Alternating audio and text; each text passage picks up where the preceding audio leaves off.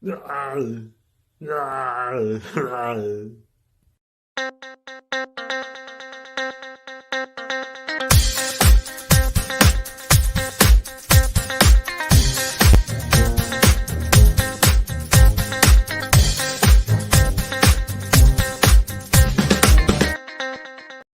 Loving Universe, it's Zander, and welcome to NXT Takeover in Your House 2021 live reactions. Now, it's just me here today because Ray is out sick. This is not a bit. This is not leading into a Ray and Zander music video. Ray is genuinely sick. Well wishes being sent to Ray, but all well wishing to one side. I realize a lot of you people find Ray more charming, more entertaining than me. It's perfectly okay.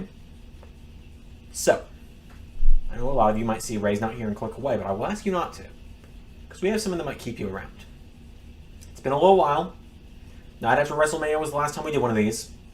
I have not even been home an hour, so we just scrambled to get this together. I had to call in a favor, but we have something very special to kick off the stream. Ladies and gentlemen, this gentleman can normally not speak a word of English, other than one word, unless he is singing. So ladies and gentlemen, for your entertainment and mine, Zander number 5.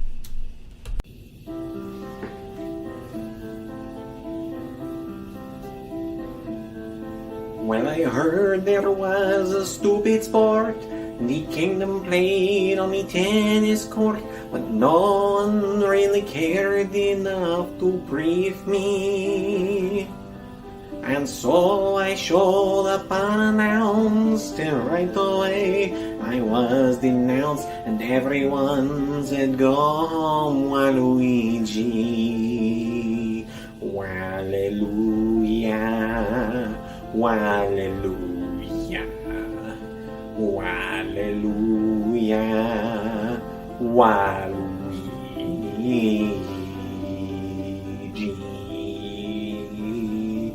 A board game party was going on, and so I thought I'd join along. I proved that Bowser's nothing but a weenie. I took the players to my aisle. They won my stamp, they beat my trial. I won't forget what you did, Waluigi. Hallelujah, hallelujah, hallelujah, Waluigi.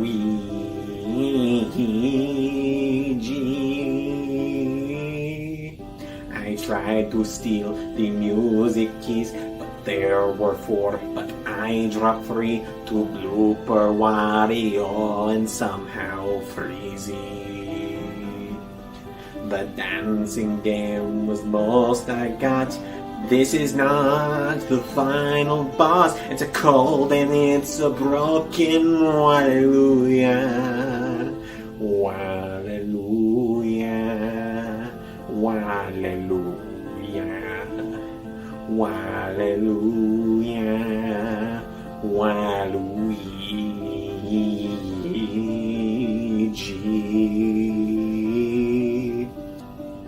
And now I'm reserved for spin-off games. These cards and parties are so lame. I'm playing with losers who are just cheating.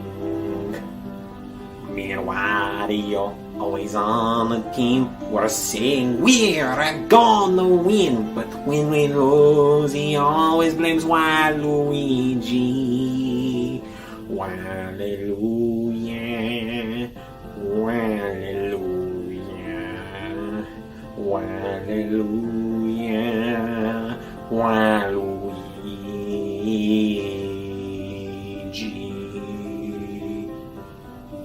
Now, even though I'm down to smash, Nintendo still treats me like trash. They tell me that my fan base is just memeing.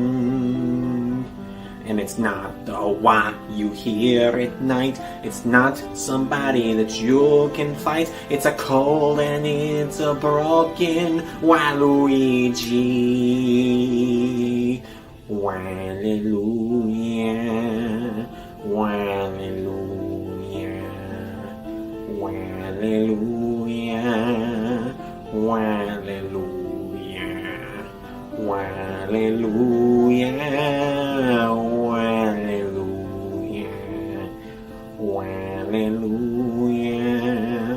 Waluigi.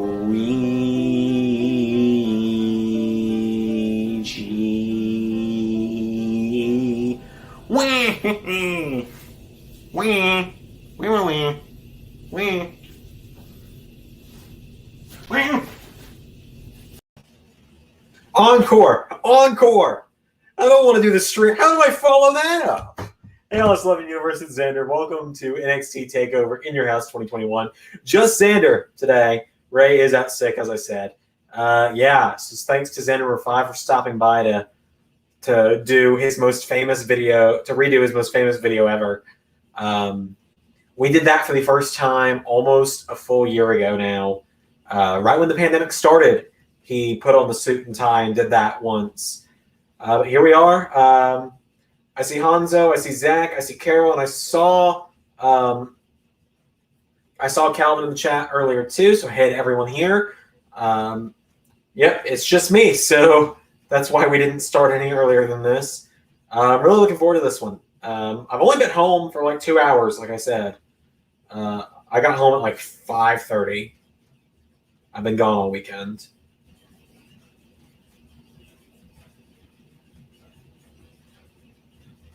But here we are.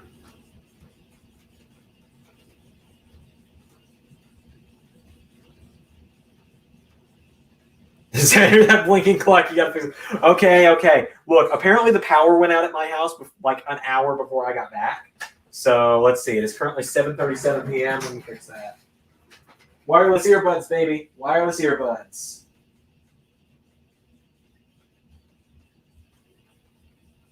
So give it a minute.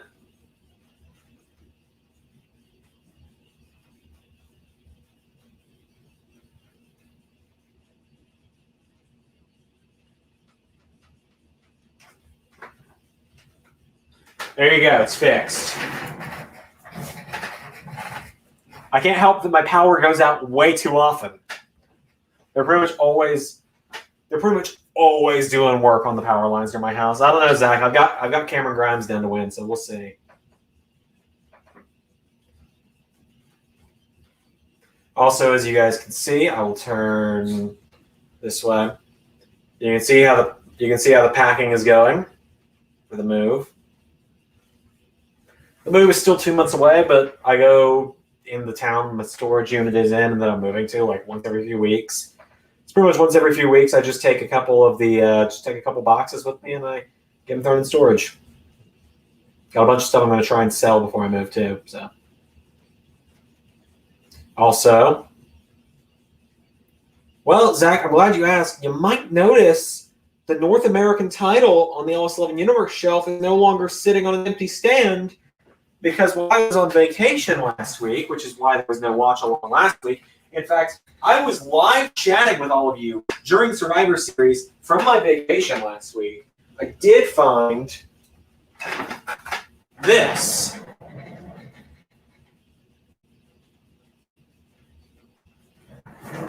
Which is the only new wrestling figure I found. I found a bunch of Marvel stuff while I was out as well, but that's it.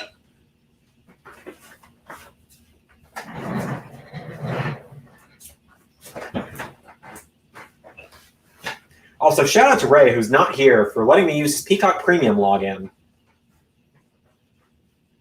Yeah, as you can see, I've got some Shang-Chi figures back there, and I've got the new Scarlet Witch figure from the Marvel Disney Plus show. That's it, other than that.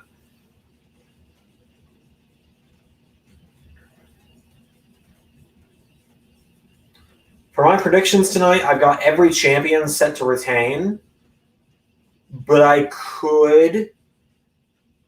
Oh, thanks, Hanzo. Not moving, like I said, until the end of August, but it's been a bit of a process because the storage unit that I'm moving to, my stuff to, is 3 minutes down the road from the new apartment, so it's just easier to have it right there. Yeah, I've got every champion. Man, so inspirational. But anyway. So I've got every champion down to win tonight, but I could see Adam Cole winning the NXT title by pinning one of the other guys in the match that isn't Cross. I could see this being Cross's final night in NXT.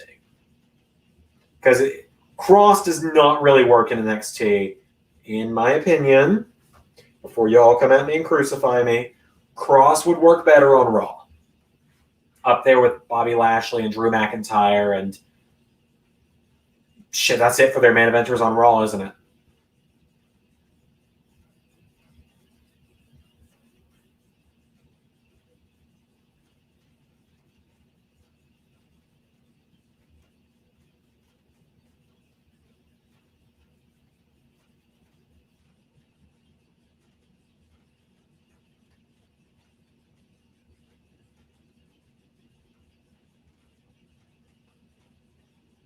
Oh boy.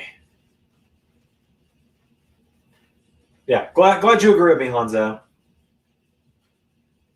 You know, everyone's been disrespecting William Regal as of late in NXT. I'm ready for Regal to just put on the brass knucks and start being like, "You're gonna respect me, all right?" By the way, since we got everyone here, got a couple of announcements to make. I've made these on Twitter.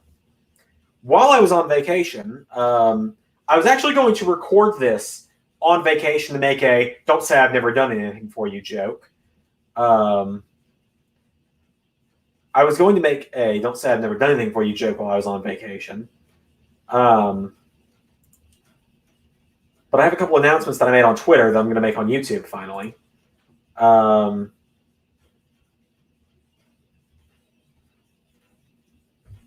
So, where I'm getting at with this is I was going to record this video on my vacation, but I was a little self-conscious on my vacation because I fell asleep, okay?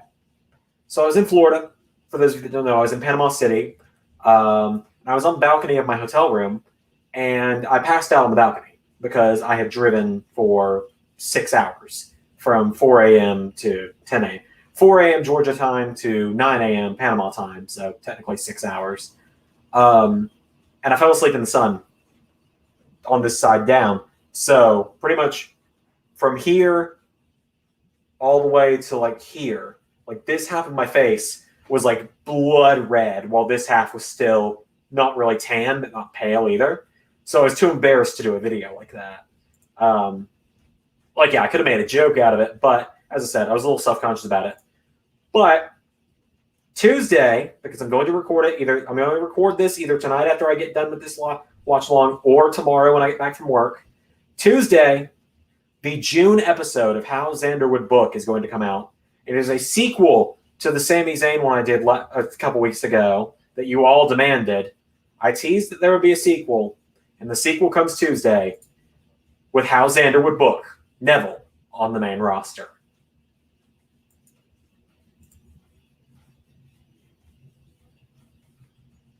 Zach asks, are you going to do an In Your House universe? That is up to Ray. I can neither confirm nor deny because that is up to Ray, and he has not told me yet. I can tell you that there's not going to be one in the season 2 because our next takeovers in season 2 are Portland, which Ray and I did commentary for a couple days ago. And then there is Takeover 10 because we're just doing a celebration of our 10th takeover.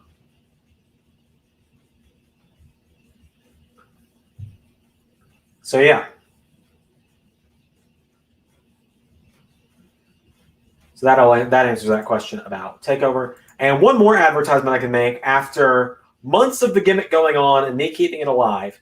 If we get to $45 a month on Patreon, which we are currently at $40, so one $5 backer on Patreon away, or one $10, or five $1 backers, really up to you guys. Once we get to that goal, though, Patreon will get an exclusive video commentated by Cornel Zanzenegger. Myself versus... Guys, who is that on the graphic? I've never seen that guy in my life. Why am I fighting him in a no-holds-barred match? Get it off the screen. Anyway, yeah. So that's the next Patreon reward.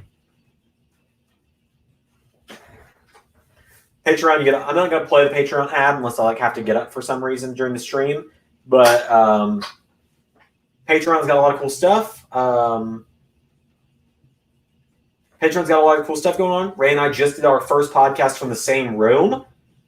We've been doing the podcast since last September. We did the first ever episode where we're in the same place this week. We did it in my car driving to Ray's house. It was kind of fun.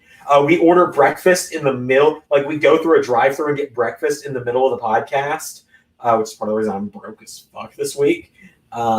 We talk about how the releases from last week, or the releases from 2 weeks ago almost now, of Murphy, Braun Strowman, and others have affected us, among many other things.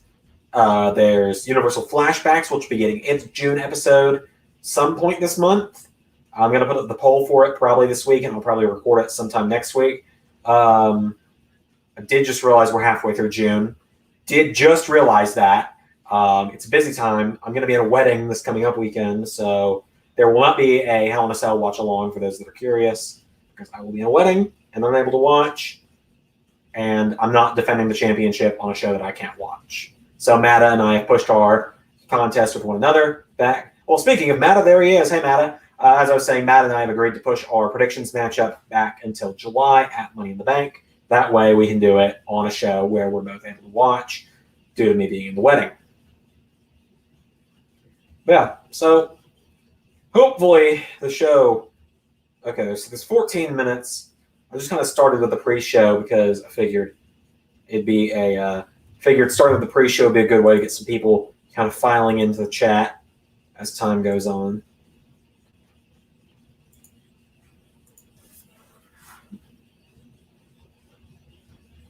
Package pile driver right off Murphy on the floor. No, Zach, a package pile driver is not riding Murphy off on the floor. We've already got Murphy written out. It's fine. He's still around through the Royal Rumble. You might see him after it. Who knows? I've already got it figured out what's going on with him. So just trust me that I've got it all figured out. Zander holding on the title for another 2 years. Yeah, I'm just going to Dwayne Gill this title. I'm just going to Gilbert this title. Like what Gilbert did with the light heavyweight title. I'm just going to keep retaining it by not defending it. That's what I'm going to do. Although Ray and I talked about this on the podcast a little bit. For those of you that are not on Patreon, I can reveal this. Ray and I are considering, if I am still champion in September 5th, 2020 was All Out last year. And that's where I beat Ray for the championship. Ray and I are heavily considering getting tickets and going to Chicago for All Out this year to do live predictions for All Out and be there live watching All Out during our predictions battle. We wouldn't live stream from the arena, obviously, because that would get us in trouble. But we would do a video afterwards of, if Ray won anyway, we would do a handoff of the title after the show. Yeah, Mada, like I said, that podcast is honestly my favorite one.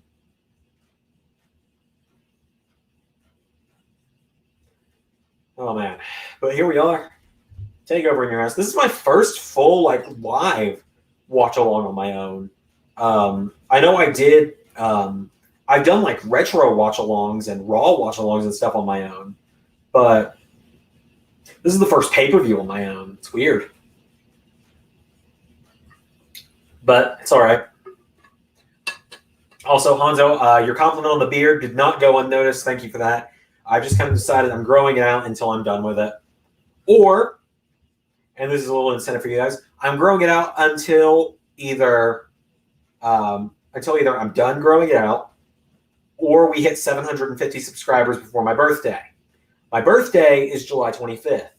If we hit 750 subscribers before my birthday, for 30 full days, 30 days, I will go back. Where is it? I will go back to this facial hair.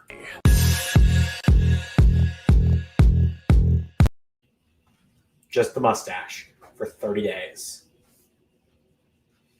JJ Gyllenhaal, I saw your comment. You said you got Adam Cole, but you think Cross could win. Everyone thinks that you think Cross could beat Roman. We'll see what happens. I don't know much of what's going on.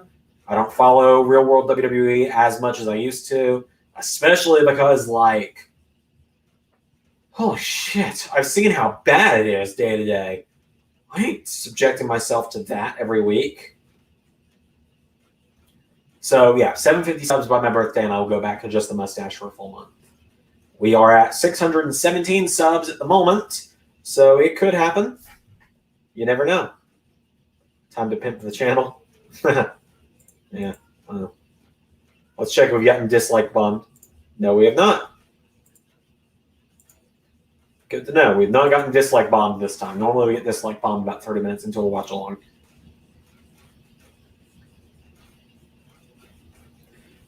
Also, fun little fact for those that might want to know a little bit about the moving process. Thank you, Mada. There is a giant box right there. Giant box right there. That giant box has almost every action figure I own in it. Is that up? Is what up, Zach? Whoever hits the dislike button, I might have to track them down. Yeah. Thank you, Hanzo. Hanzo's taking names. Also, speaking of Mada, while he's here, congratulations to Mada for now tying. Congratulations to Mada and Zach both for being tied first place in Masters of the LS11 universe right now. TLC prediction, is that up? Subs. 617 is up from where we were. Yeah. So we're going up. We are going up. We are just 132, 133. 133 away from me shaving my beard into a mustache for a full month. But yeah, so congratulations to Mada and Zach for being tied first place in Masters of the LS11 universe. The TLC Masters of the LS11 universe form will be up on, I want to say Friday, not this coming up Friday, a week from this Friday. So week 3 of the build up to TLC, because the tournament is going to come to a close. The tournament finals will be decided on that day.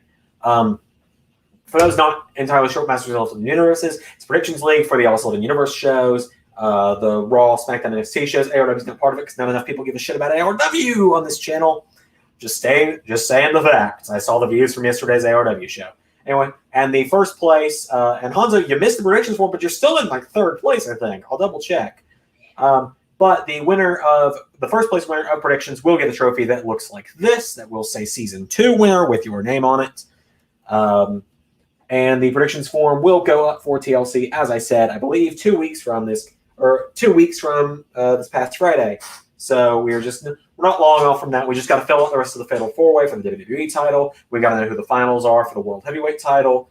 We got to know pretty much the fate of several championships before we get there. So yeah. In fact, Hanzo, you said you missed the last one. Let me pull up the standings real quick, and I will tell you where you stand. So the current standings for Masters of the LS11 Universe mode of the LS11 Universe sees Prince Mada and Zach Rushing tied first place with 29 points. Jobber JJ in second with 24. Carol Wands Rowcroft in third with 21. Oh, dear God, Dexter Loomis is doing a TikTok advertisement. I hate that. Anyway. Oh, dear God. At least Hit Row's there, and they're cool. Anyway, Hanzo in 4th place with 16. Shinobi in 5th with 14. Calvin in 6th with 13. Real Pro Gamer, Zane Chaudhry, and Elijah Hammonds tied 7th with 11 points. Blaze Wave with 8 points. Greg Tree, Jaquez Williams with 6. Tech Nizzle, DJ Danger with 5. Zach Roberts with 4. Super AJ Styles Nick with 3. And Matthew, just Matthew, with 3. You ever thought of adding a tag team LS11 belt? Like predictions belts? Because, like, we wouldn't really need them. Favorite classic pay-per-view names. I really like Bad Blood. I really like Bad Blood, as you could probably tell from Universe. Also, in case anyone's curious, I won't be eating on this live stream for once. I ate dinner 2 hours ago when I got home, which is good. Bad news is I am now out of water, which means that I'm probably just going to play an advertisement of some kind, whether it be the merch ad or the Patreon ad or something like that, just long enough for me to run upstairs and grab a bottle of water to hold me over for the rest of the stream, because I'm going to be talking pretty much nonstop on my own with no one to back me up for the next 3 hours.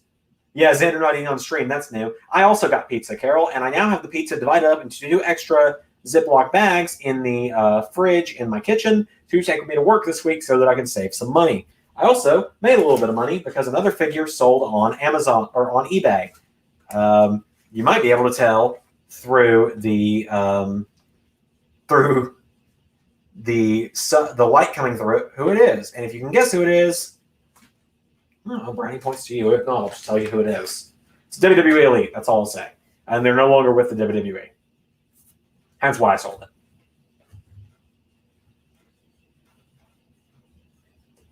All right, so yeah, I'm gonna throw up the merch ad for a minute because that's what Carol's requested. Throw that up, and I will quickly speed upstairs to the upstairs kitchen to get some water bottles because I've not had the time nor funds to go get water jugs for my downstairs kitchen, which would make this significantly quicker. Good news is when I move, the water jug's going to literally be behind my setup, so I will be able to. I'll still be able to talk with you guys on stream while getting water. So let me find the merch ad amongst all this. Here we go. Do you ever see me sitting here making these videos and you think to yourself, man, where can I get some Xandermania merchandise? No? Well, you can get it. Following the link in our description, you can go to the official LS11 Universe merchandise shop and pick up items representing the characters and creators here on the LS11 Universe channel, including myself, Ray, the Doctor, Carnold, and all the other characters that you've seen here on the channel. Link is in the description.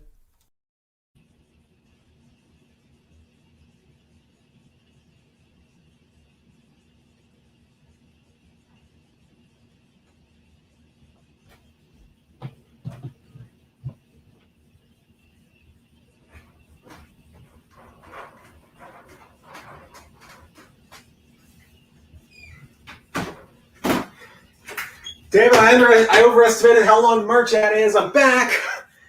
How long was there just an empty chair on stream? I'm back. I had to go all the way upstairs and back. I'm here. I'm back. I ran, so I'm a little out of breath after that. I'm out of shape still. I'm going to the gym again. Okay, I'm back. I'm here. I'm here.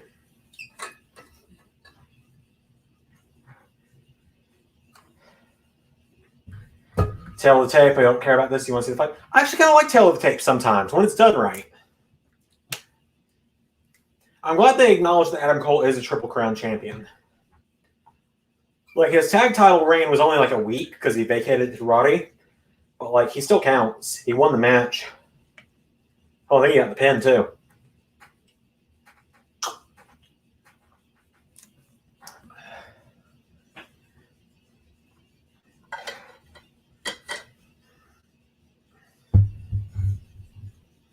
I am back and better than ever, of course. Got a knack for making things better, too.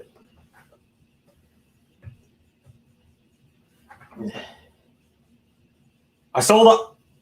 Carol, how the hell did you know I sold Austin Aries? I didn't even tell you that I sold Austin Aries. Ray's 6'7", by the way. Carol, that's weirdly good that you figured that out like that.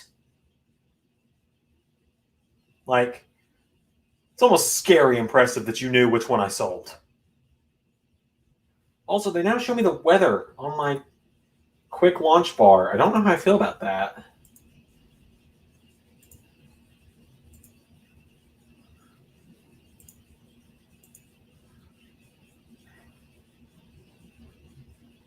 Oh, man.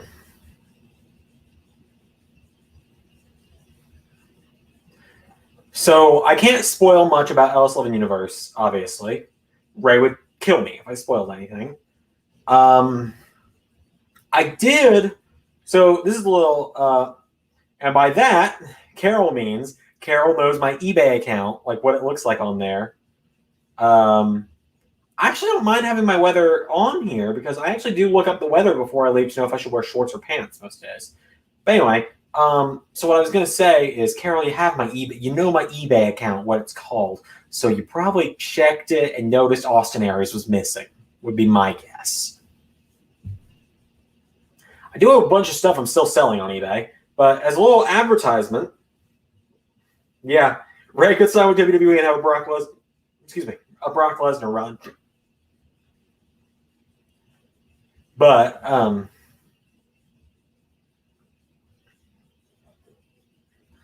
so as a little advertisement for the Discord, which most people here are in, the Discord has a section in it called the Dirt Sheet.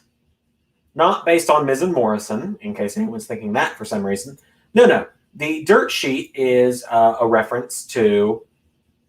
The Dirt Sheet is a reference to what's it called? Dave Meltzer and other wrestling journalists. And the Dirt Sheet, I post 10 spoilers for LS11 Universe every month after the pay-per-view.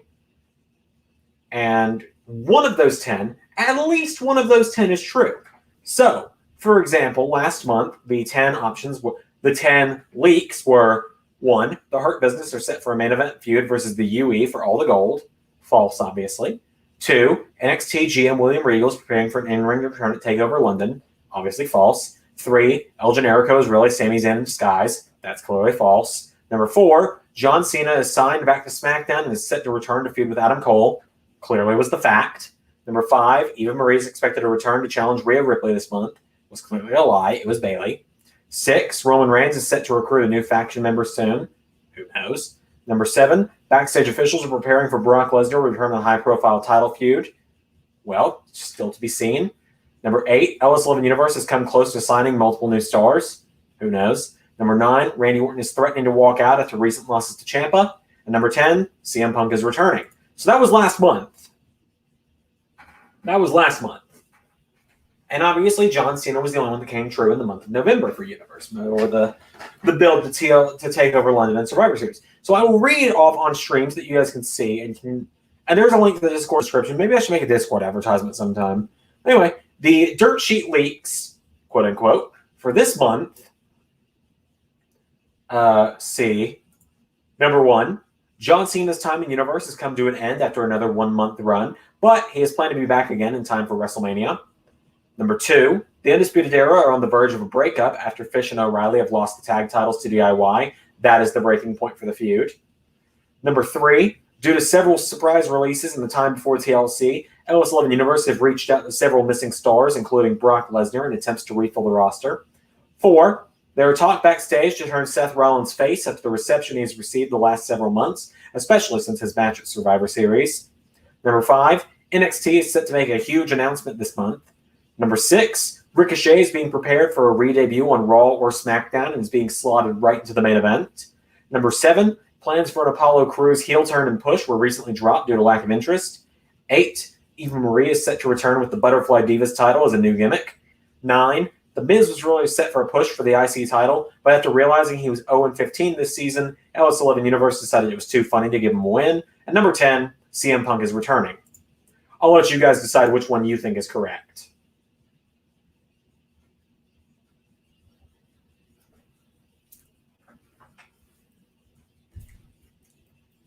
LA Knight's not winning the $1 million title. Just saying. Oh, I agree with you. It's definitely got to be Cameron Grimes. Only way I could see it not being Cameron Grimes is if LA Knight or if it's Ted DiBiase costs LA Knight. Or I mean, costs Cameron Grimes. I mean.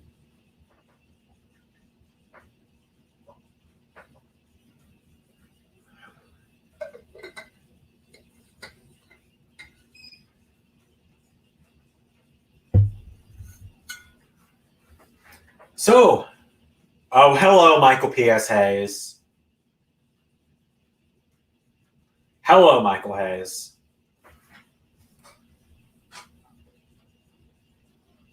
Best WWE University. Well, thank you, Matthew.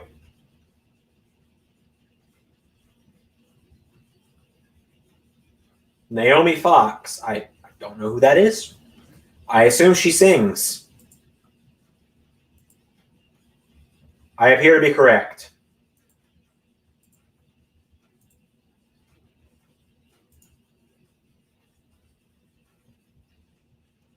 So,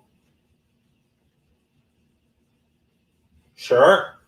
Why not start with a live performance of a song called In Your House? Never heard of her. Yeah, I assume she is the child of Naomi and Alicia Fox. Was that a bad thing for me to say? Maybe, but I don't have anyone here to keep me from saying stupid shit, so only person that keeps me from saying stupid shit's an hour and a half away, and I spent my weekend with her, so.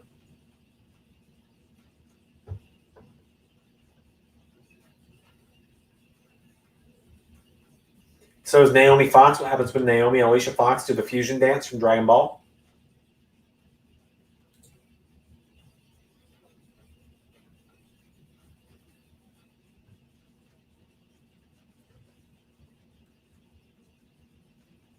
Todd Pettengill. I think like maybe 3 people are nostalgic about him being there.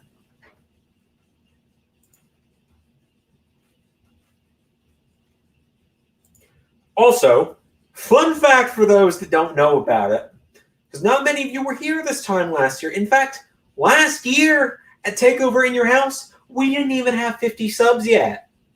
I'm not even kidding. We weren't at 50 subs 1 year ago. Takeover in Your House last year, I lost to Ray, and I lost to Ray bad. And I had to shave everywhere from here down.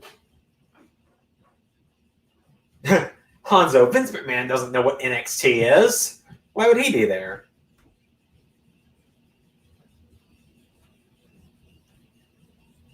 I'm going to be honest with you guys.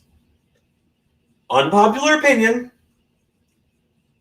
I don't get, nor do I like MSK. I just don't get it. I don't get the appeal. They just seem like punks. Personally, I'd have preferred GYV to win the belts. That's just me, though.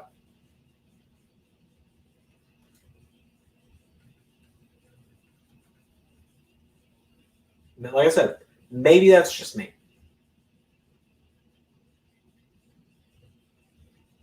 I hope MSK don't lose for the sole purpose of I love Bronson Reed.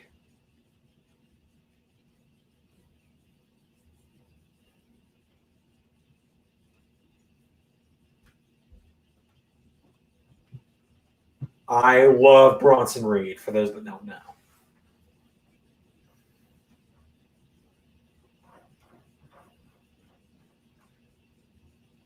He's so good. I get worried about the idea of a Bronson call-up in real life, but I feel like he'd be okay because he's bigger. I say this, but where's Damian Priest?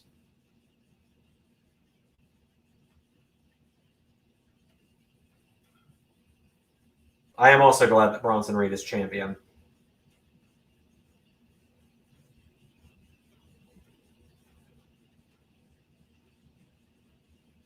Although I don't like that the champions came out first, personally.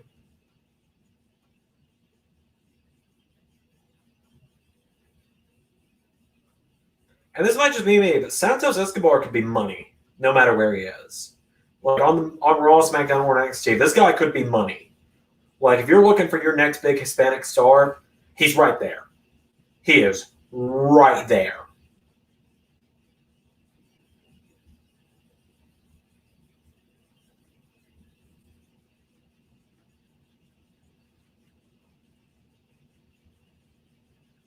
I think Bros will be all right on the main roster, but I am very heavy as Jim. I agree with you, main event wrestling. Look at the entrance, that's fire. It is pretty good. It's a pretty good entrance.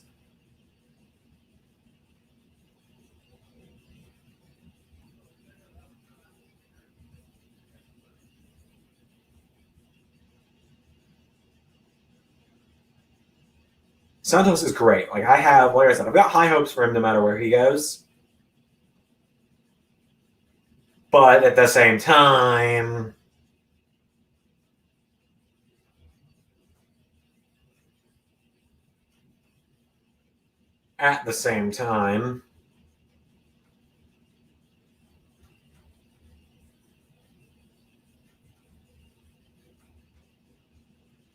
he's not the biggest guy. And, if you're not big, then you have a problem. Now for dinner, I'll try something later. Thank you, Carol. Hope to see you later.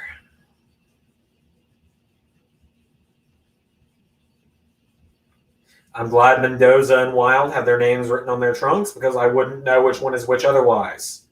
I have them in universe sometimes, but I don't play as them. and I very rarely play their matches, so I forget which one is which. What I've kind of learned is Wild doesn't have a beard, so if Mendoza ever shaves, I'm fucked because I'm not going to know which one is which.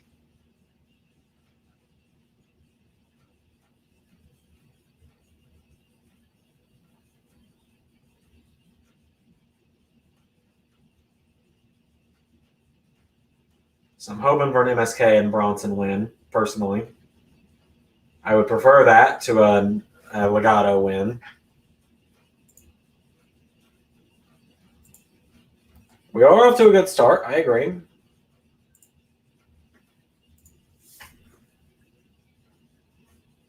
Audio and everything sounding all right to everyone? Does my audio still sound like it's normal, or do I sound weird compared to normal? Because I've changed some stuff in the setup around. In fact, I might be coming through a little louder than, you know what? Yeah, I'm definitely coming through a little louder than normal. I'm probably peaking the mic a bit more. Because Ray was here and we had to turn up how much the microphone picked up because we were in the same place. Well, okay. Go ahead now, Hanzo. If there are any audio issues, let me know, guys, because I am recording differently lately compared to normal. In fact, I'm going to be recording the entire June and July ARW build tomorrow. Oh, boy. I've got way too much to do this week. So for those that are wondering what Zander's week looks like, we got work tomorrow. After this is over tonight, if I'm still wide awake enough, do I know the date of the AEW pay-per-view I'm talking about? Going to September 5th, Mada. Sunday, September 5th. But anyway, for those curious of what Zander's week looks like, I gotta work tomorrow. I'm gonna if this ends at a decent time and I'm still awake, I'm gonna try and list some stuff on eBay to make some money. Tomorrow I've got to work. Then I record ARW stuff. Tuesday I've got to work. I've got to make sure I record how Zander would book Neville. Wednesday I've got work and probably still going to be recording at that point. Thursday I've got to work and then I've got ARW. Friday I've got sort of a day off. I've sort of got a day off. We'll see. Then Saturday I've got a bachelor party. Sunday I've got a wedding rehearsal. Monday I've got a wedding to go to. That's what Zander's week looks like. So we got Mendoza and Bronson in, and I will let you know for sure, Mada.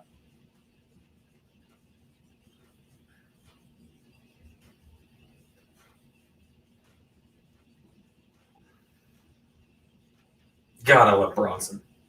So good.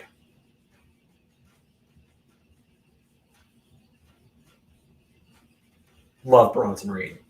Big dude. He's great. Yeah, that is a packed week. That's pretty much what June has looked like in total for me, though. Like, in all fairness, I've not had a free day yet, and we're halfway through the fucking month. I've yet to have a day where I could just sit around and do nothing. I mean, technically yesterday was that, but I was with my girlfriend, so I was still going to do things to help her. Like, I had to go to the store with her yesterday. And then I had this today. So.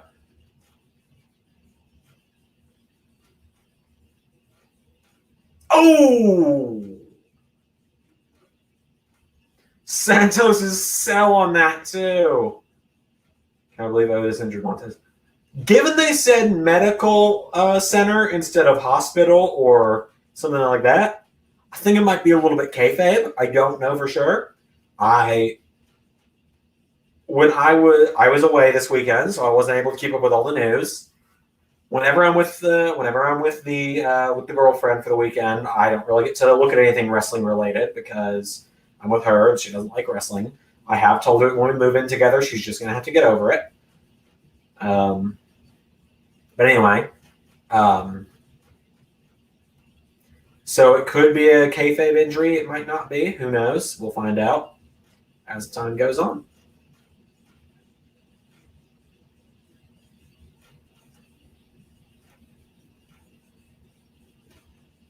Good Lord!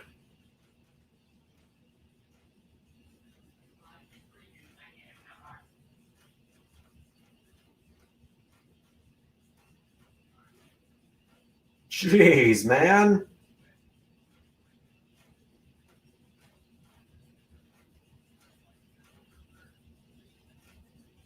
Oh my God. Bronson and MSK are actually doing some real cool stuff right now. Bronson, stop. You're making me cheer for MSK.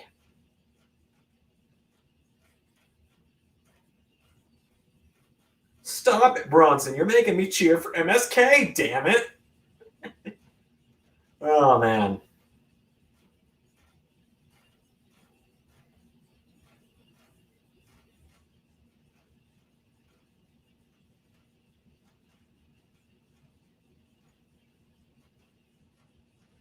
Oh, man.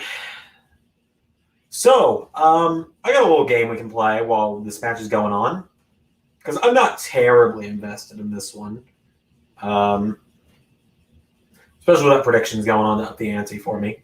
Got a little game we're going to play. I'm going to tell you guys the other two. I know they got announced on Raw last week in Universe, but it's been a week, so some of you may have forgotten who the other 8 competitors are. Of course, Apollo Crews qualified for the TLC match for the WWE title at the TLC pay-per-view. So we already know Apollo Crews and Bobby Roode are going to be in there. But let's play a little game. Apollo Crews beat Seth Rollins, Roman Reigns, and Shinsuke Nakamura to enter the matchup. So I'm going to tell you guys the other 2 Fatal 4-Ways, and I want each of you to guess who's going to win those 2 Fatal 4-Ways to make out the Fatal 4-Way at TLC. And if anyone gets it right, I won't say who got it right, but I will say that somebody got it right. So, Fatal 4-Way number 2, which will be tomorrow on Raw. I believe it's tomorrow. Yeah, Fatal 4-Way number 2 is tomorrow, and it is... Did I get it? Oh, there's a fruit fly right in front of my face. Anyway, Fatal 4-Way number 2 is United States Champion El Generico, Finn Balor, Braun Strowman, and Mustafa Ali. Fatal 4-Way number 3, which is next Monday, is Keith Lee, Murphy, Kevin Owens, and Matt Riddle. So you can tell me, if someone wants to guess which one person out of each of those 2 sets of 4 is going to qualify for the TLC main event, as long as we get a handful of people guessing, if someone gets the 2 right, I will say that someone got it right. How does that sound? A little bit of a way to keep conversation flowing today. Okay, Zach's gotten his saying Finn Balor and Matt Riddle. Hanzo has said Ali and Murphy. Well, one of you got it. One of you got it.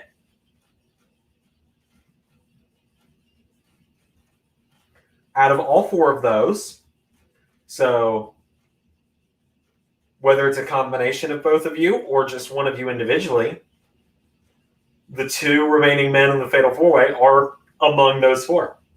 Good job. Good job, guys.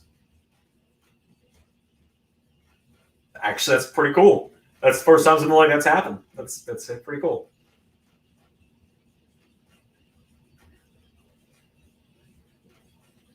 So I suppose tomorrow you'll see if it's Balor, Generico, Braun, or Ali. I guess now you gotta know which ones it will be. Yeah, so good job.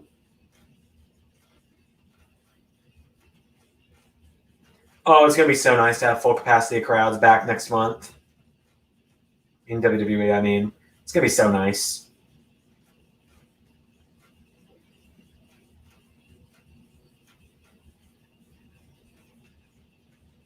Hey, could be Murphy and Balor. Could be Murphy and Ali. Could be Balor and Murphy. Could be Balor and Riddle. Could be Ali and Riddle. Who knows? It couldn't be Balor and Ali. I had that backwards a little bit. But who knows? Maybe it's a combo. Maybe one of you got it in one. Who knows? Suppose you'll find out next Monday. You'll know which one of you was right about Balor or Ali tomorrow, though.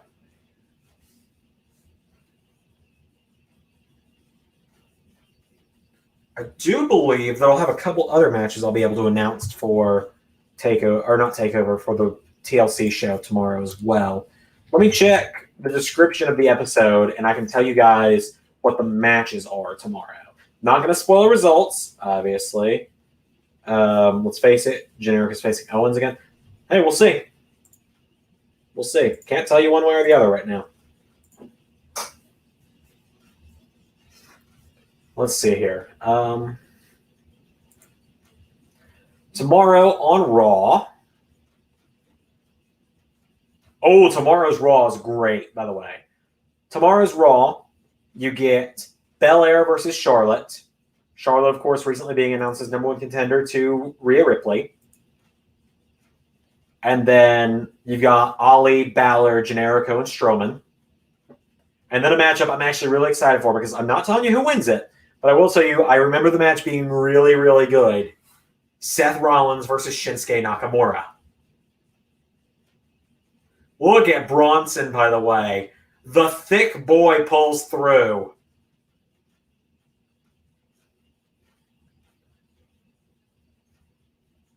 But yeah, this is TLC has some of my favorite bit of build. And I will tell you guys a little bit of a secret that I talk about on the podcast. And if you want to hear more about this, if you want to hear more about how the releases these last few months have affected us, because this past week was the first time we even got to really talk about the Iconics and everyone being released as well.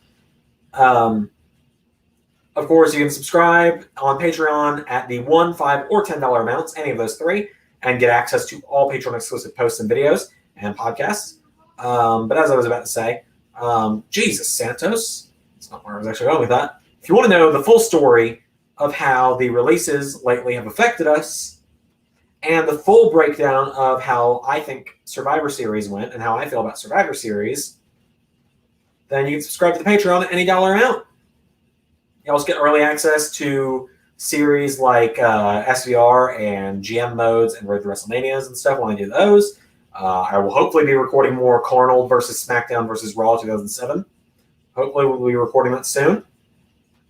Really, it's just one of those things where I need to get other stuff done. Whoa! Nice combo there. Oh, good God.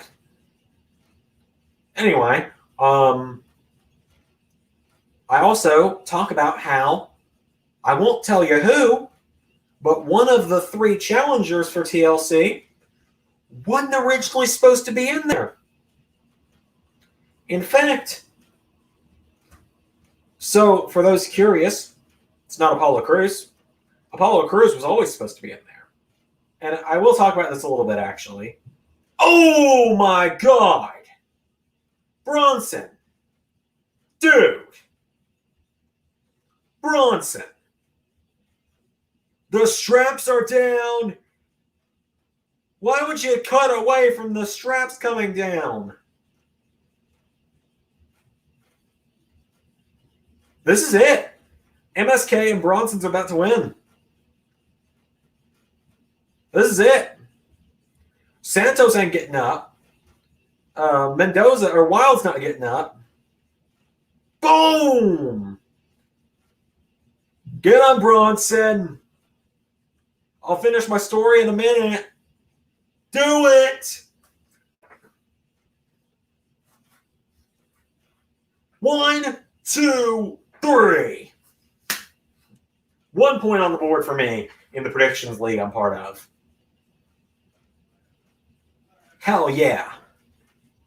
Feeling good about the show already. So anyway, back to what I was saying. So I talked about this on the podcast. Apollo Crews was always supposed to be in this Fatal 4-Way at TLC.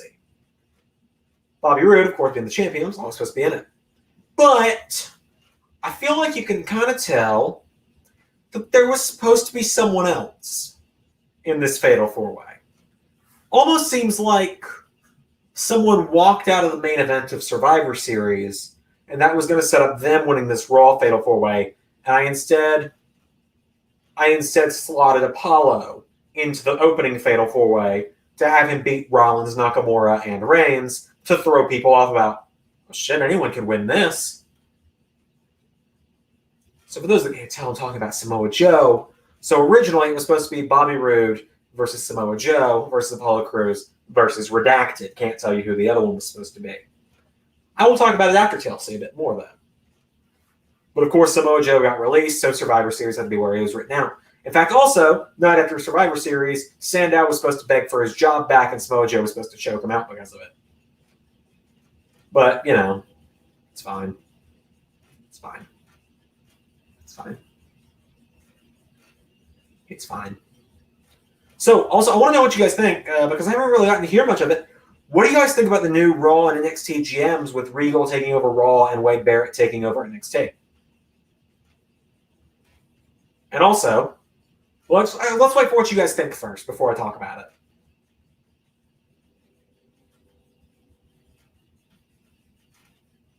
I want to hear what you guys think first. SummerSlam's going to be fun. I'm excited. I will be doing reactions to SummerSlam. SummerSlam might be the weekend I move, actually.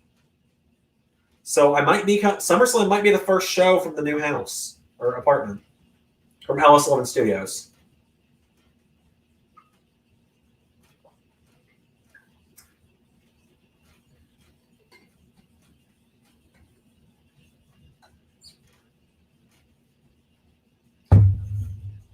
Jeez, I'm glad I'm skipping Hell in a Cell, quite honestly. I'm honestly glad I'm skipping Hell in a Cell. Roman versus Rey Mysterio is like the only thing that I find even remotely interesting so far. I don't care. I don't care to see Drew and Bobby fight for the 500th time. I don't care to watch Bayley and Bianca fight for the 500th time.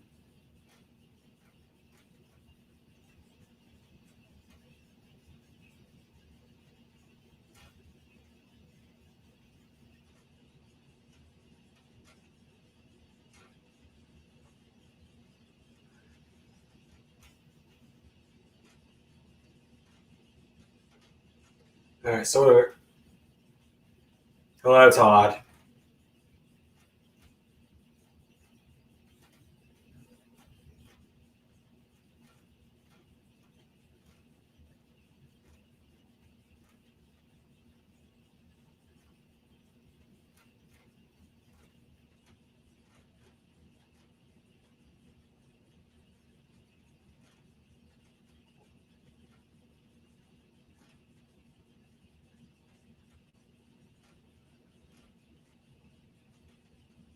Oh my god. I can't decide if that was stupid or funny. A little bit of both. Also, for those curious, I got Xia Li for this one. I don't really know the story. I just know Zaya's got a new spooky friend, so I'm just going to assume she's going to use spooky tactics to win. Just kind of my guess. And they'll set up her and her spooky friend as the next challengers to the Way. Probably going to be the ones to beat the Way. Everyone gets a turn with those belts. We have 4 tag teams in the NXT Women's Tag. 5 tag teams in the NXT's Women's Tag Division? Why'd you give NXT their own Women's Tag belts? Why didn't you just make them float?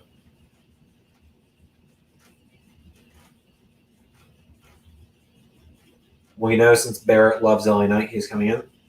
You don't know that for sure. For all you know, LA Knight could be going straight to Raw or SmackDown. The only person who knows where LA Knight's going to show up is me and Ray, but Ray's not here. So the only person in this live stream that knows is me. So let me tell you something. See what I did there? Who knows? Maybe you'll see LA Knight soon. Maybe you won't. Who knows? Who knows?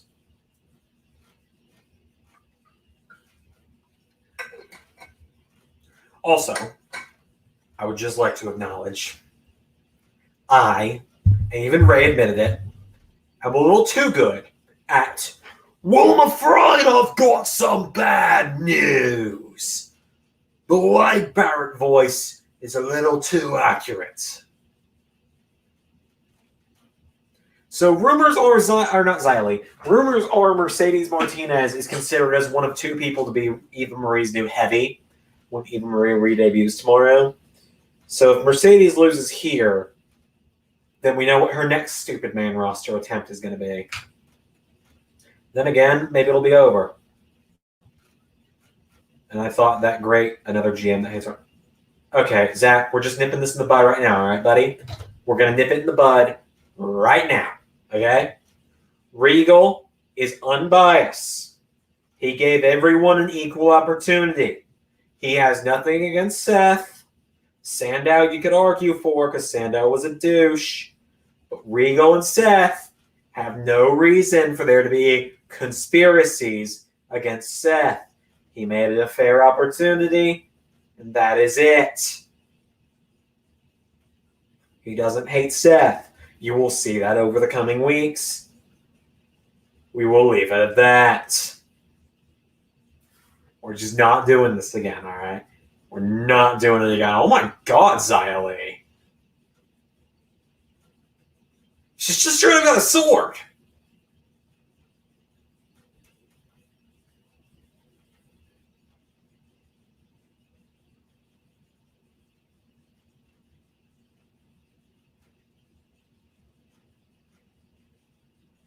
It was funny. We actually have a mod for Xia Li. We could put her in the universe mode now that I think about it. I'll have to remind Ray about that. If we could get a mod of Tian Sha, or if she's in 2K22, that'd be great for the women's tag division I'm working on.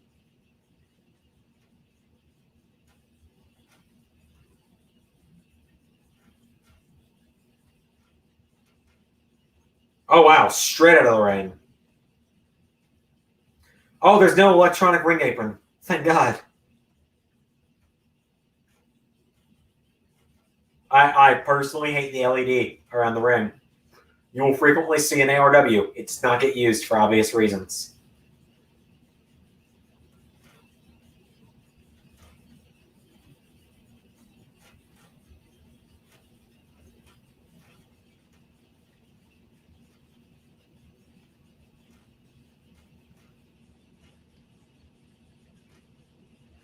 Oh man.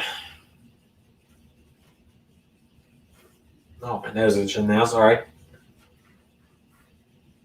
So I don't really know. Wait, you're doing a women's tag division after WrestleMania? Yep. Women's tag division is coming in to Raw and SmackDown after WrestleMania. I have been talking with Ray all week. Ray and I have made some decisions about Universe for Season 3 that are going to be very different from Season 1 and 2. I will not spoil anything. I will not throw any hints either. I will just say that we have looked at some options and we have chosen to do some things that we might not have done before. And it's making things like a women's tag division very possible for LS11 Universe. So yes, we are doing women's tag. I am doing a women's tag division after Season 2 is over. And I've gotten it built up. I believe I've got 9 teams listed out that I want to use now. And yeah, so we're slowly working our way towards that being a possibility. And I've been working on stuff, so.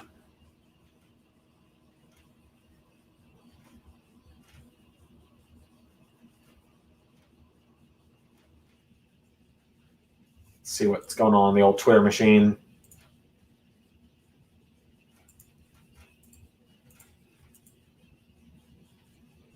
Also, can we just acknowledge how great the thumbnail for this live stream was? 5 of me.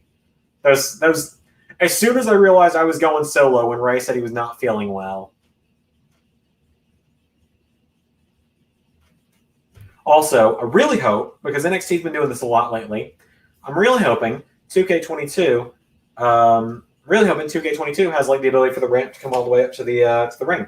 Our Legends team kind of division, possibly. I haven't fully decided yet.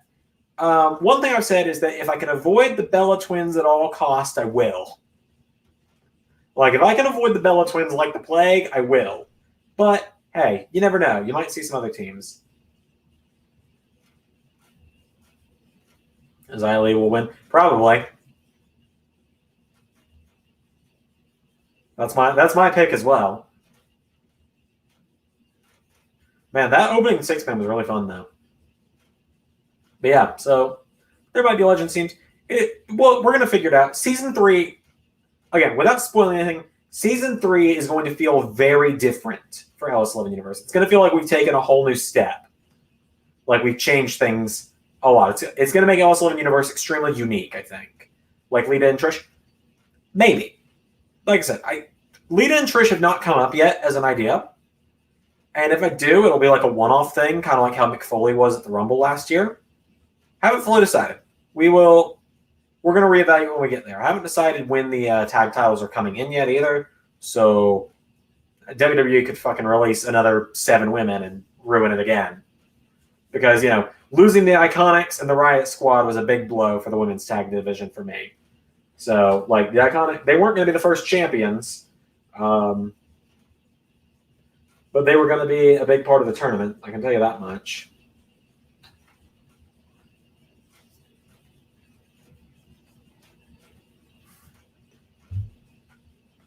I've gone through. I had the women's tag division like down pat. Like I had 10 teams. 2 months ago, I had 10 teams written down. March, I had 10 teams planned out for the women's tag division. Then the releases came in April, and I was down to 6. Now, if I was still using that same original plan, I'd be down to 3.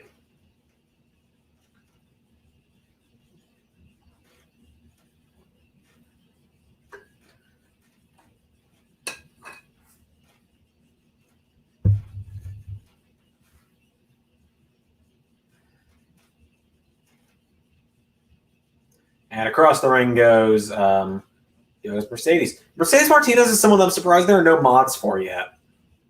Otherwise, you know good and well she'd be in LS11 universe. I think she's great.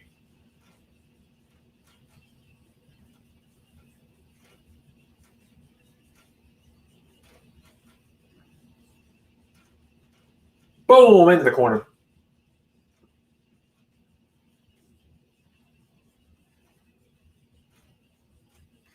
Oh, man.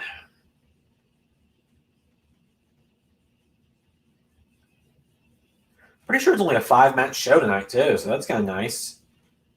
But so far, we're averaging about 20 minutes per match, at least with the first match. So we're going to see where we're at after this. Oh, she's got her up for a Razor's Edge. Oh, my God.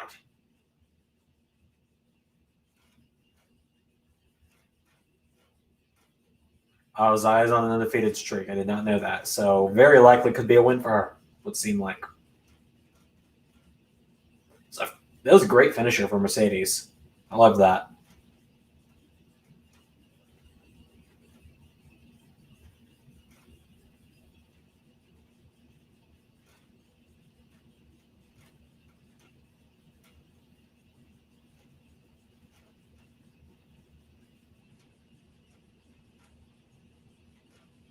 Oh. Nope. Boom! What a knee strike there.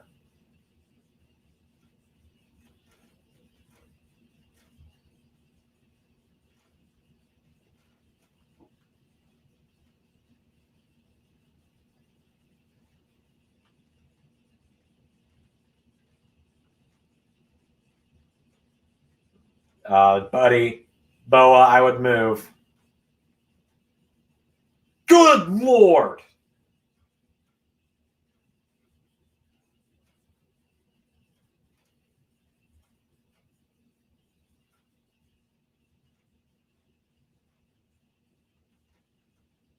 Wow. Just wow. Also, it's good that this show is this week because it does save me from having to do another watch along this week. Because as I said earlier, I'm going to be very busy this week. I won't be able to do any watch alongs or podcasts or anything. Very unfortunate.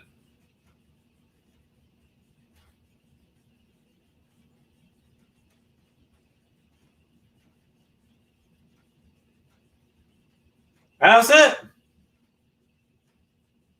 That's it.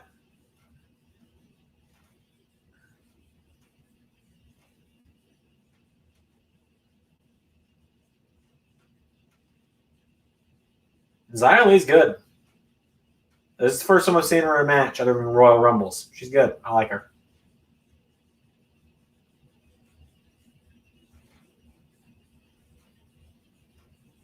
It's a good kick. I like that.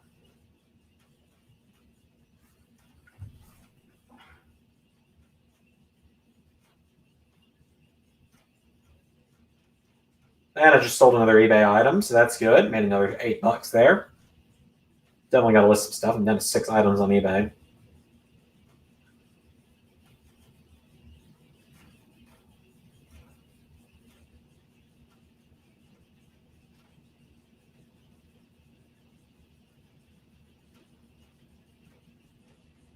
Uh-oh.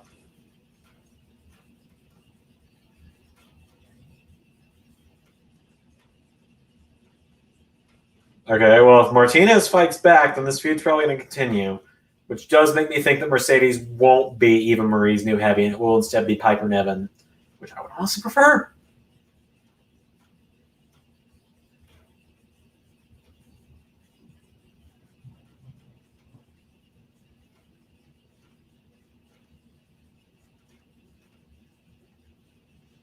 Oh! Oh!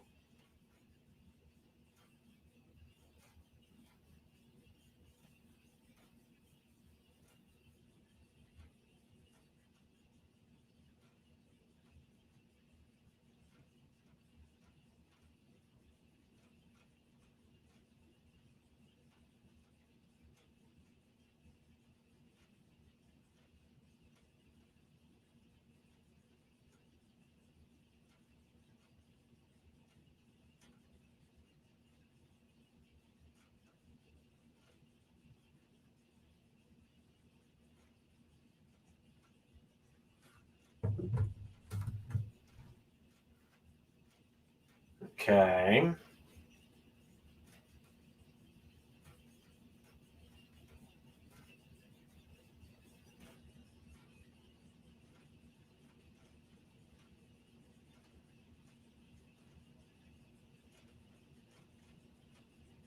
Okay. You've interested me, WWE, or you've interested me, NXT. You have piqued my interest. What is happening?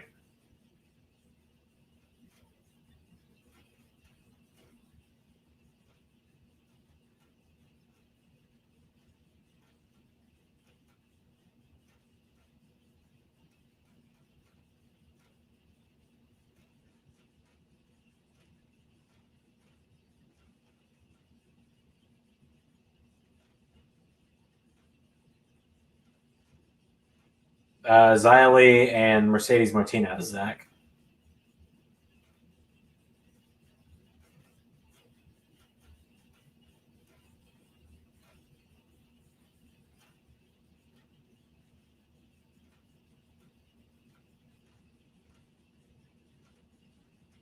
Jesus!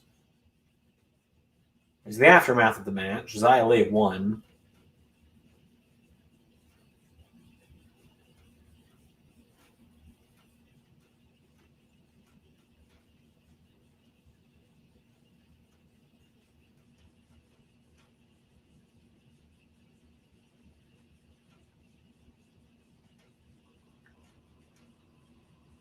I need to learn more about this act before I do anything with the Minioniverse. More about the gimmick and everything here.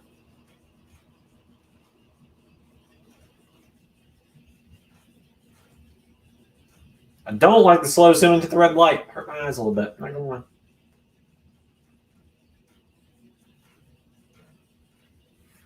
All right, take my earbuds out for a minute here during this vaccine commercial. I'm already vaccinated for those that might be curious.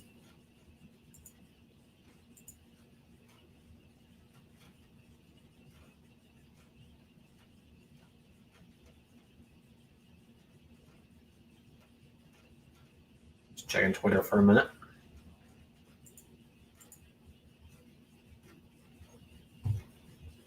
Weird name for Mercedes. God, I hope not. We don't need retaliation.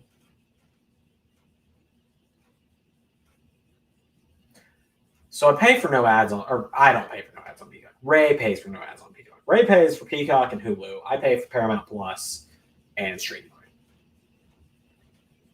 But of course, WWE is going to have ads playing during their shows, so can't really avoid those.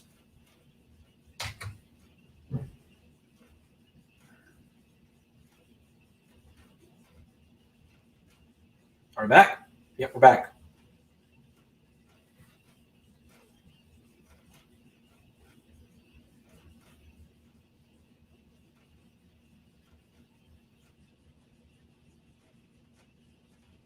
My boy Ciampa.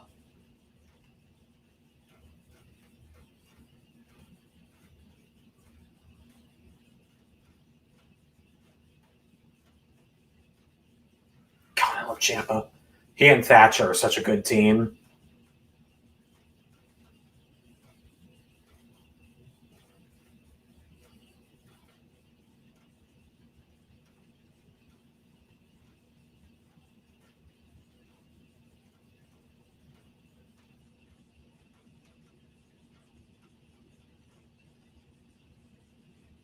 God, Ciampa's great. Ciampa's great. Thatcher's great. Thatcher's great at being silent, so you know when he talks, he is being a badass. I am also 2-0 on this show.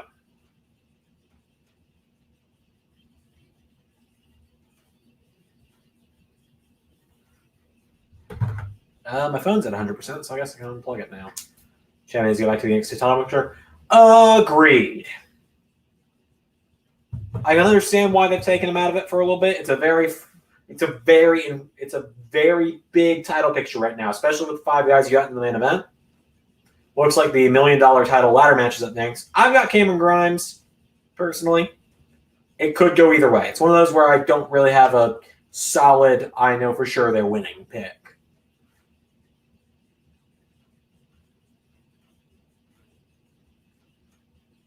But we will see.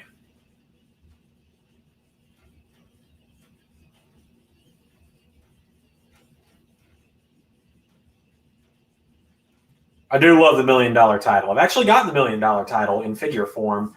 Let me double check. I think I have it anyway. It might have gotten taken in storage. Let me check.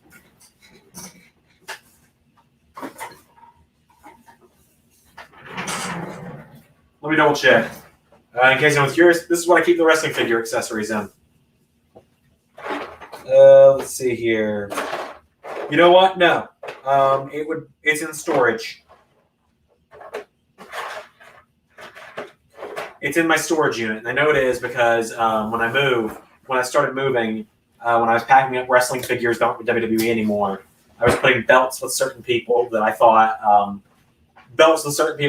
kind of represented that person. So, like for example, I had a couple Attitude Era belts, and I put one on Austin and one on Rock. Had a Winged Eagle belt, put one on Savage, so on and so forth. The spinner belt went on a CM Punk, so on and so forth. So let me put this back now. Because I very well might be getting more figures before the move.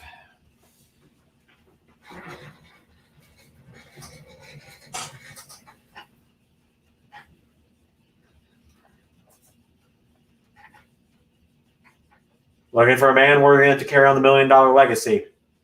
Because your son didn't do a good job, did he? God, I love Cameron Grimes.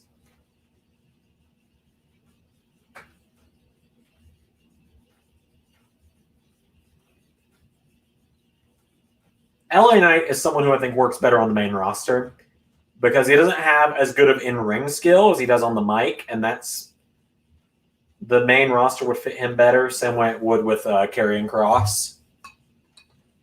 But again, that's just me. There's some people in the main roster who I think would do better in NXT.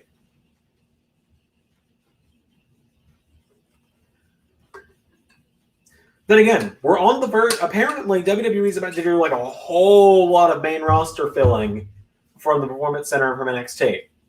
Like with Rick Boogs going up to be Nakamura's friend. Mercedes Martinez has probably been written out now, or Piper Niven, who knows. But if Mercedes Martinez has been written out, I bet you Kaylee Ray is coming over since she just lost the UK title. Here comes Ted DiBiase. Great theme song.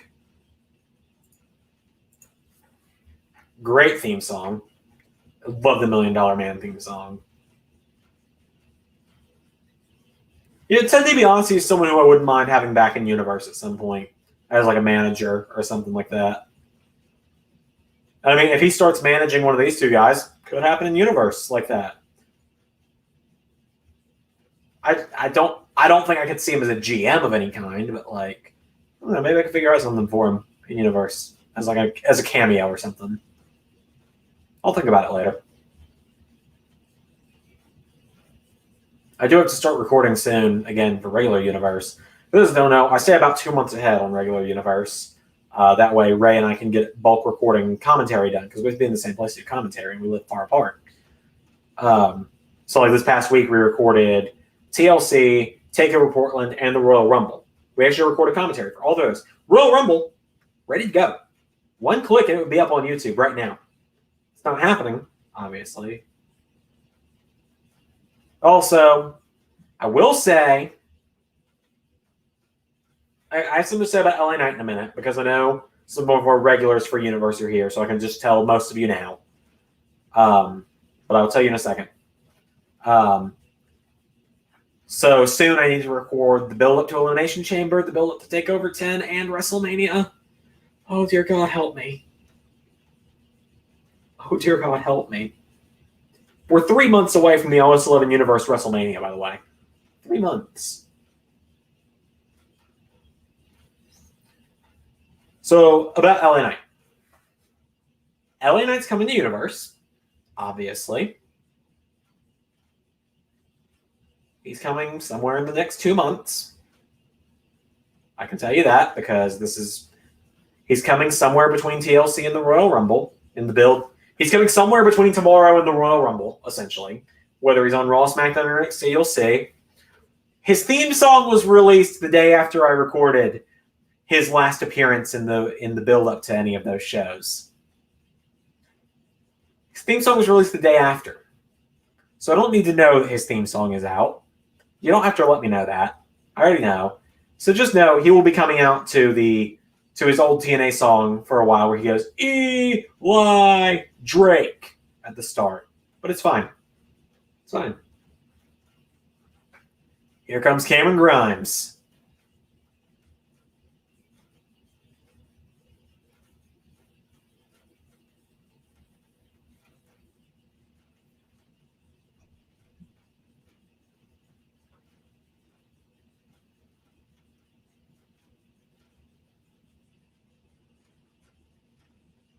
No. No, I'm not, Zach.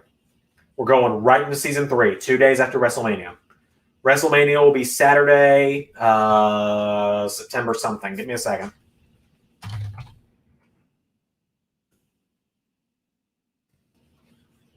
So,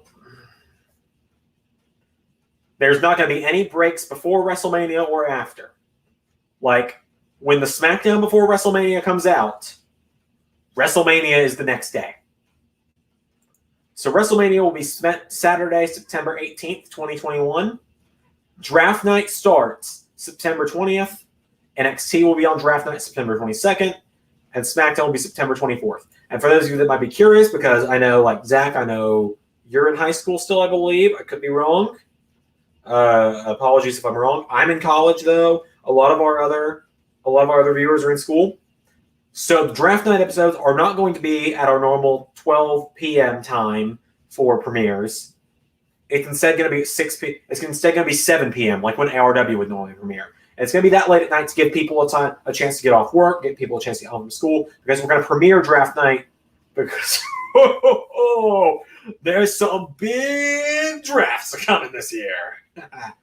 You thought Balor and McIntyre switching shows with the world titles last year, and AJ Styles and Rey Mysterio to NXT was big last year?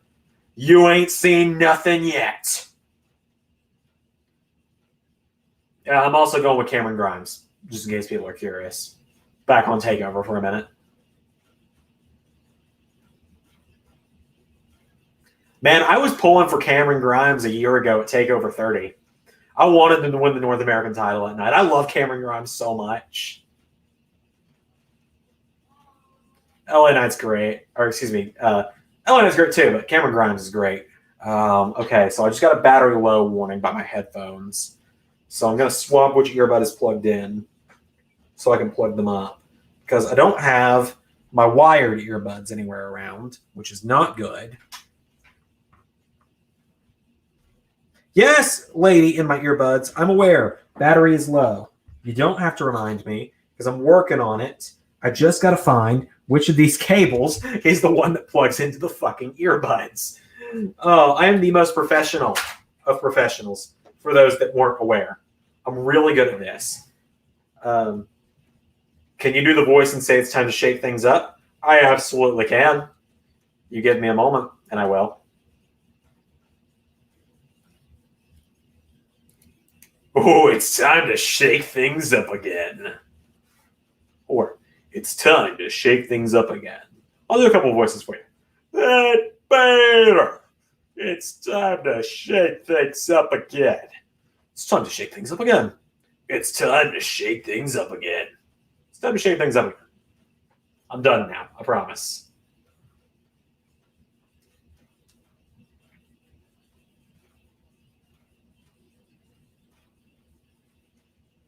I'm a voice actor in my free time, if you weren't aware.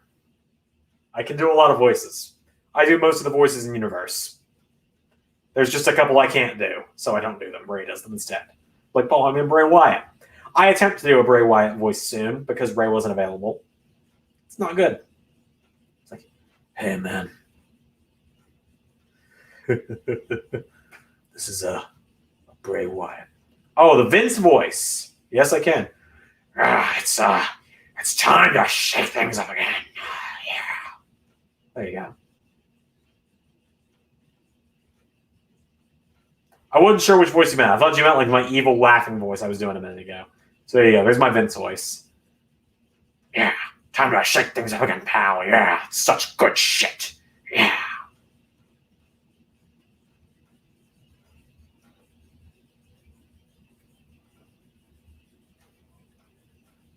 I'm really enjoying this show, by the way. In case anyone was curious, despite my random goofing off, this is the closest you're getting to like a live stream gaming Zander on here. Like, this is what the Let's Play channel is kind of like. I just do live stream stuff for that now. I've kind of just decided that's how I'm going to do things over there now. Is I'm just going to live stream the games. If I do anything else on them anyway.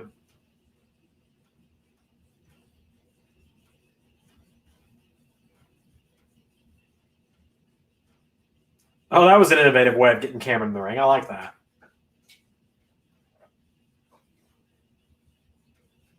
I like that a lot.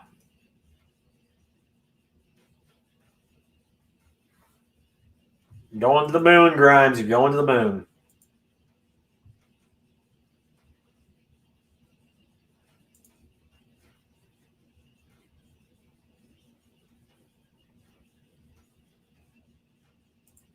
A ladder joust, eh, Beth?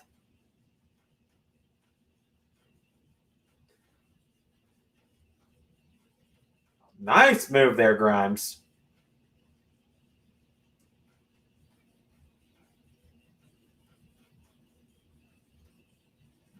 Come on, Cameron.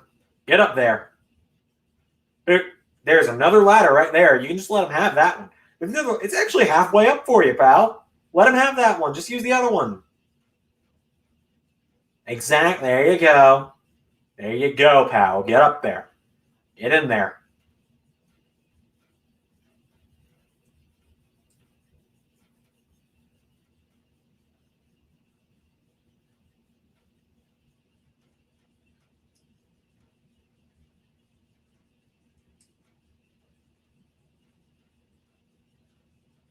Probably going to forget what you say about the Eli Drake theme, so if I comment it, just remind you. Oh, yeah, no problem.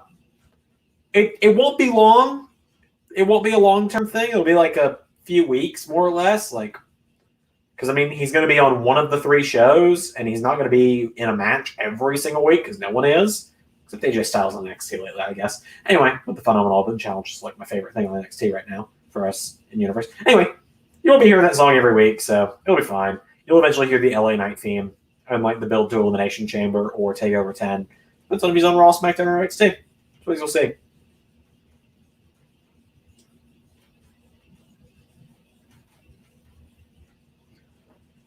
Man, I'm going to check something real quick, file-wise. I believe I have, yes, I have the entire build from TLC to Royal Rumble on a little flash drive now.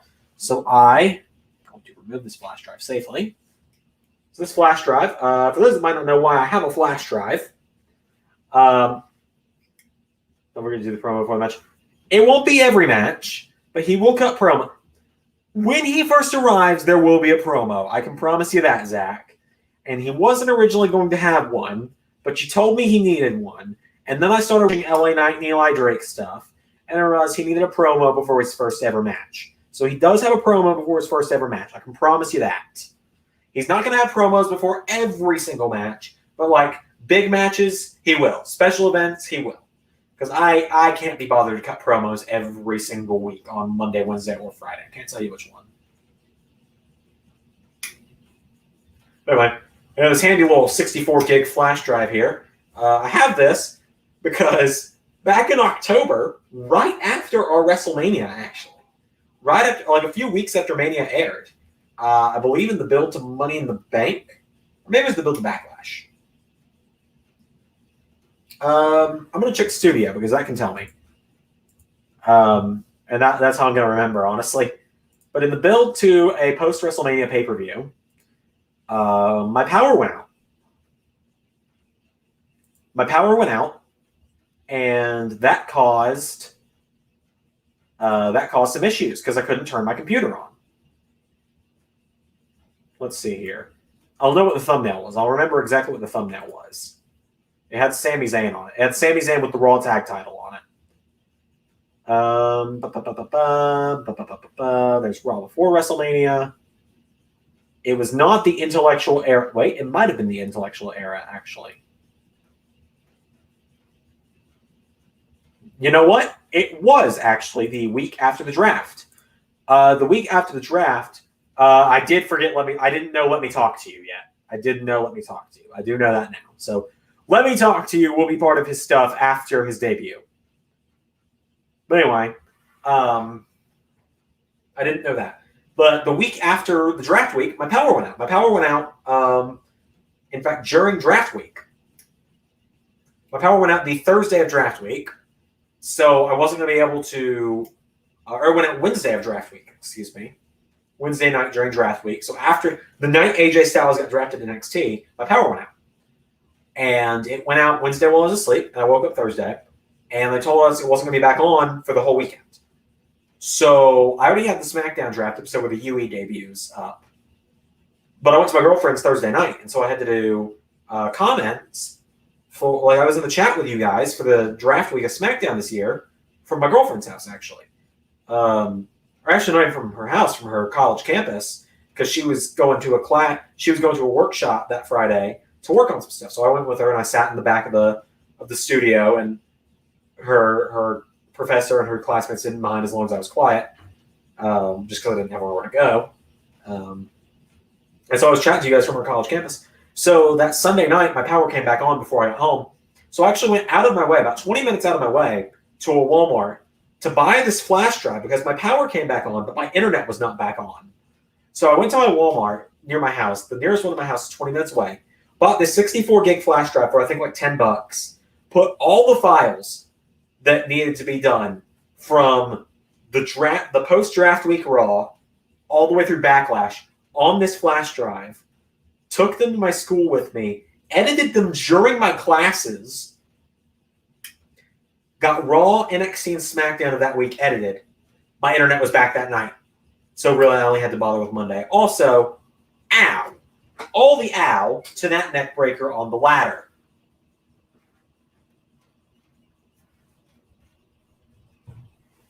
All of the ow to that. So yeah, that was my fun little story while this match going on. This has been a pretty fun match as well. It's kind of just your standard ladder match though, so.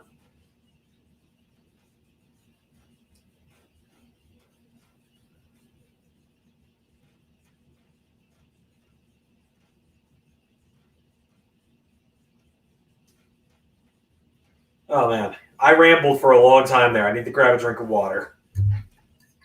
Do I have any left in the water bottle? We're about to find out. Yeah, I do, actually. Good. I got a little bit left in my Zander Mania bottle.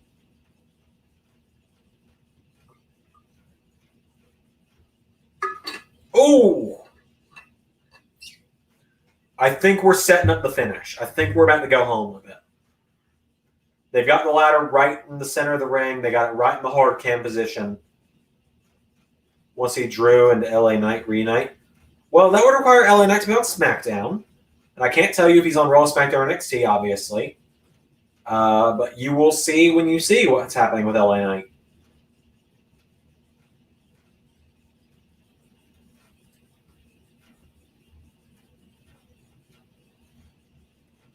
Yeah, you'll see when you see. It's all good, Ray. It's all good. Good to see you in the chat. Hope you're feeling a little bit better, buddy.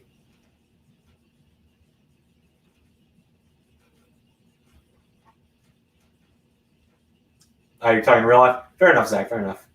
Which, like I said, if LA Knight loses tonight, it could be his final night in NXT. Because like I was talking about earlier with Mercedes Martinez, reports are saying NXT is about to have its roster gutted from the Performance Center and from TV by WWE. With all these releases, they need more people for touring.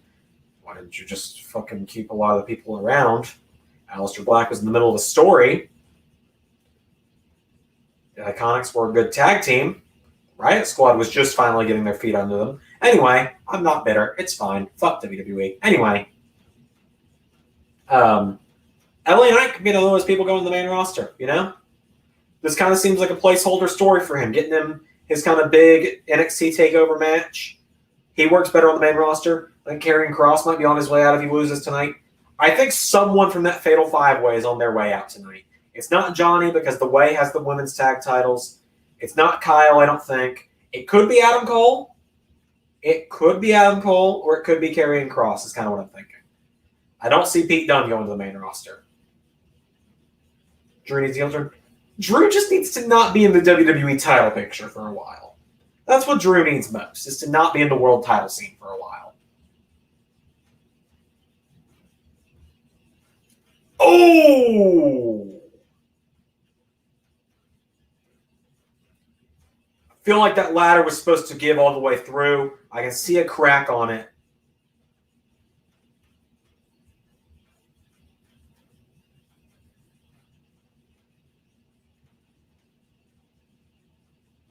Oh, he's going for the gold ladder.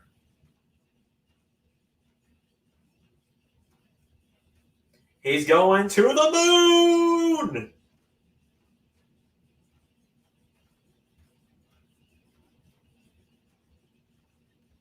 God, Cameron Grimes is another person who I think would do really well in the main roster. He's funny. He's pretty good in the ring. He's got a good promo to him. He's got a southern accent, so Vince would love him. He'd immediately be thrown in the 24/7 title picture. Probably.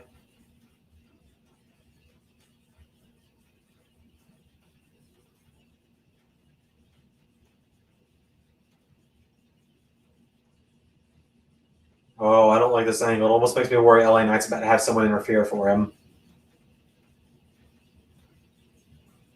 Oh, there's LA Knight. All right, now I think we're in the final moments. Now we're in the final moments, I think.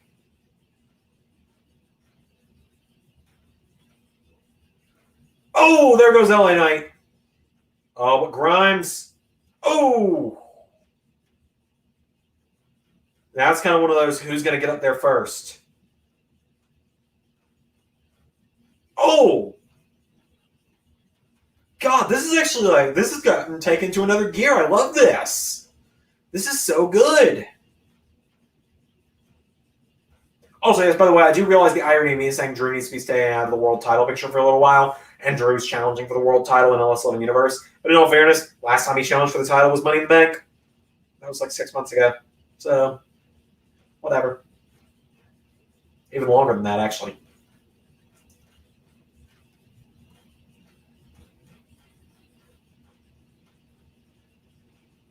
$8 months ago, almost. This was Drew's last title match in LS11 Universe.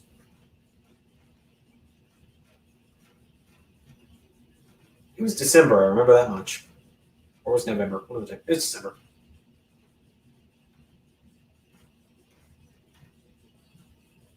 Well, I remember that because I was wrapping my girlfriend's Christmas presents during that show.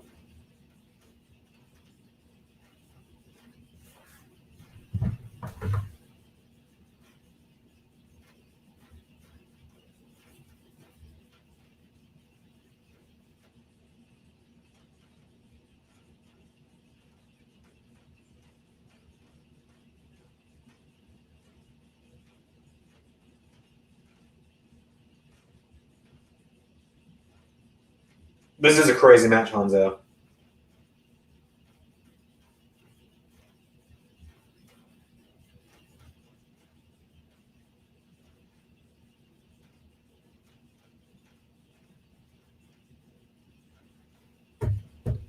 Cameron Grimes may be your new favorite wrestler. Cameron Grimes is great. Like, he has won me over in the last year.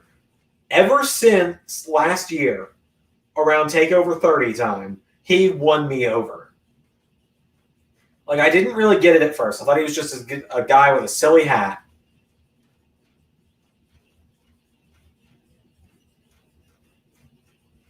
But like, he has won me over. He's hilarious. He's charismatic. This face turn has been so organic. I love him. This GameStop stonks gimmick has been hilarious as well. He's an idiot millionaire.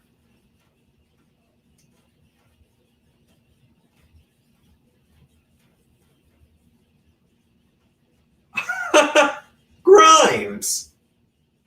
This is Cameron's breakout moment for me. Like, this is his breakout match to me.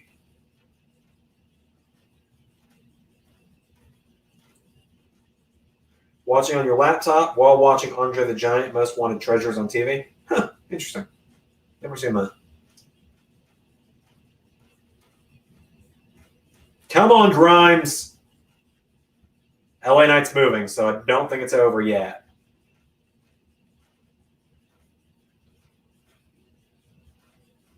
No, LA Knight's working his way in the ring. The camera showed him.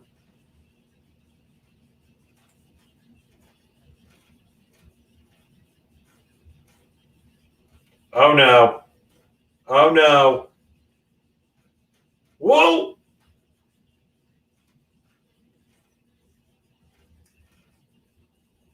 Look at Grimes.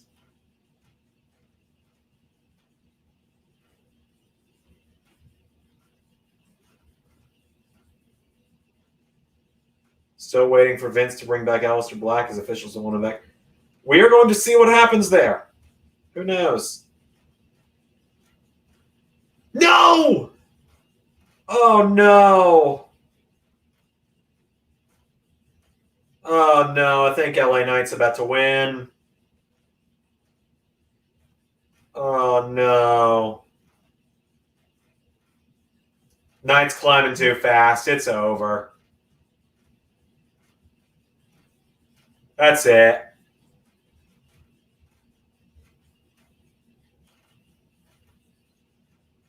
LA Knight wins. Damn it. Damn it. I was originally going to go LA Knight as well. I was originally going to go LA Knight and say it was going to be the chase story leading through TakeOver Brooklyn or whatever's next. Vegas, maybe. Whatever the TakeOver before SummerSlam is. Oh, man. I feel bad now for Grimes. I really wanted him to win that one.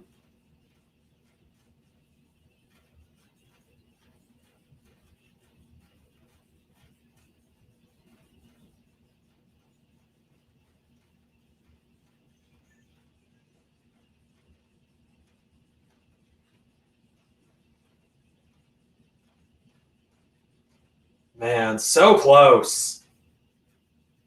I think it's them building a story though for Grimes. Hopefully. Then again, that could be it for Grimes in NXT. We don't know.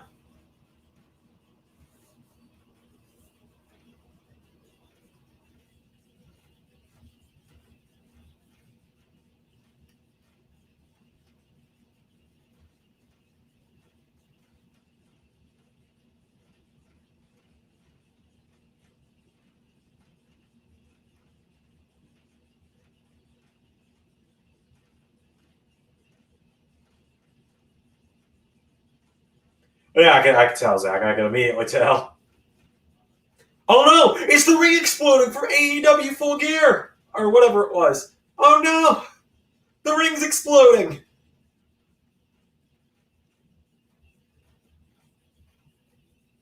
It's that bomb from Omega Moxley! I'm sorry, I had to.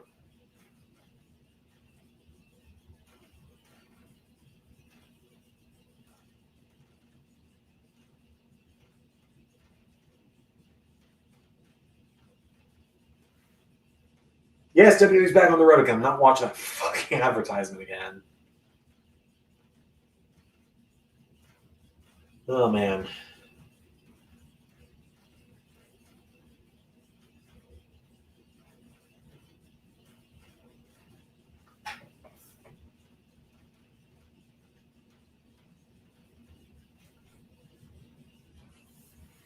Now, JJ Hunt. I believe that makes us 2-1. So see you saying yes. 3-1. 2-1, pal. There's only been 3 matches tonight.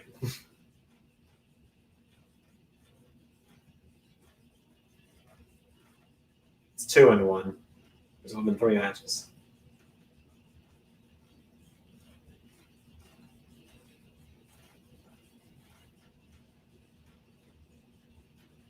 Starting to like the new Roman. I've always liked the new Roman. You're just, it's one of those things where Universe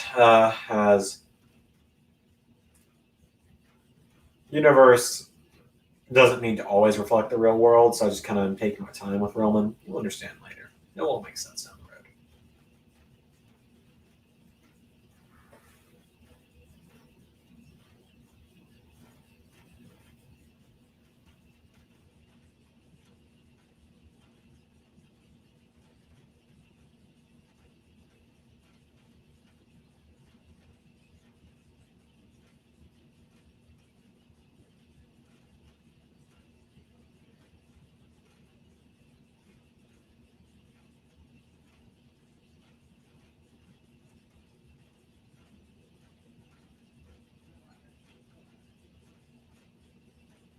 I've heard a lot of people really like Hit Row. I don't know anything about them yet. People seem to like them.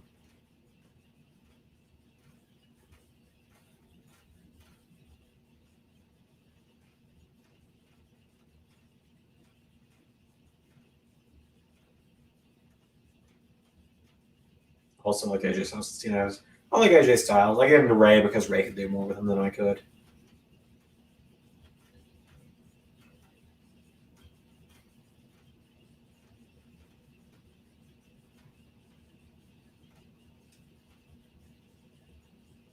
The hell? Oh, Pete Dunne and Karrion Kross now being pulled apart.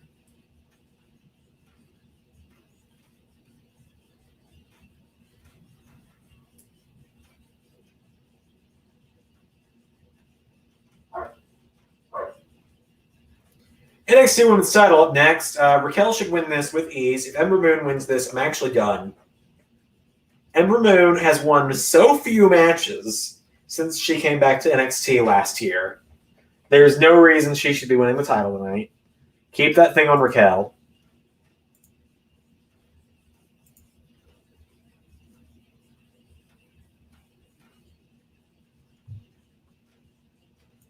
Okay, we're at 60% on the headphones again. I can take them off the charger. Which means I can do that.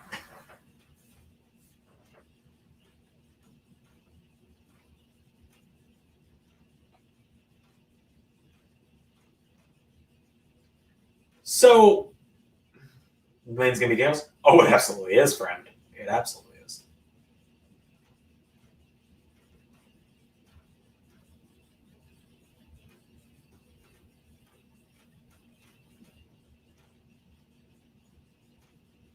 So anyway, what I was about to say, I got a little distracted. Got a little distracted there. My bad. I'm a little tired. It's been a long weekend. I had an issue with Ember Moon winning the title back in 2016. 2016? 2017. I actually did have an issue with her winning the title in 2017. And here's why. So my issue with her winning the belt in 2017 was that she fought Asuka at TakeOver, not Dallas, Orlando. TakeOver Orlando. She fought Asuka at TakeOver Orlando. I'm now holding a ruler like I'm a teacher, I guess. She fought Asuka and lost at TakeOver Orlando. She fought Asuka again at TakeOver Brooklyn 2 and lost again. And then she wins the title when Asuka has to vacate it due to a kayfabe injury. So it kind of devalues the title a little bit and devalues Ember because it's like, yeah, you won. I agreed, Hanzo. If Ember wins, I'm turning it off. I'm not turning it off because I have to watch this. I made the commitment that I'm going to do this show. But anyway, it devalued the title and Ember a little bit because it's like, yeah, you won the title after the person you couldn't beat was gone. I don't remember who all was in that Fatal 4-Way, honestly. I remember it was Peyton Royce, Ember Moon, Kairi Sane, and I want to say Nikki Cross, maybe. I don't know. I don't really feel like looking it up. So, if someone wants to fact check me on that, feel free. If not, I don't really care, honestly. I don't know. I've just never really seen the hype in Ember Moon. Dakota's going to turn up to the match. Maybe. Ray and I made the comment about it on Takeover Stand and Deliver. Does this mean are they going to go full Shawn Michaels Diesel with it and have them turn on one another and have Dakota win the title? Who knows?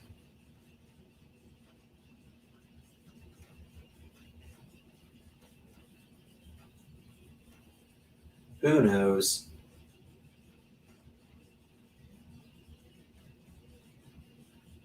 Ah, shit, I gotta make my bed after this, too. I washed my bedding while I was out of town.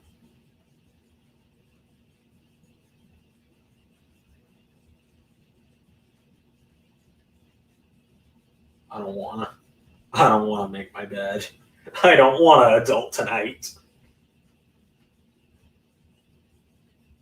Alright, this is the semifinal match. I feel like this one's gonna be kind of quick. It's gonna kind of be the cool down match, I feel like. I could be wrong, and we could be here 30 minutes later. But I feel like the main event is going to get a long time. So,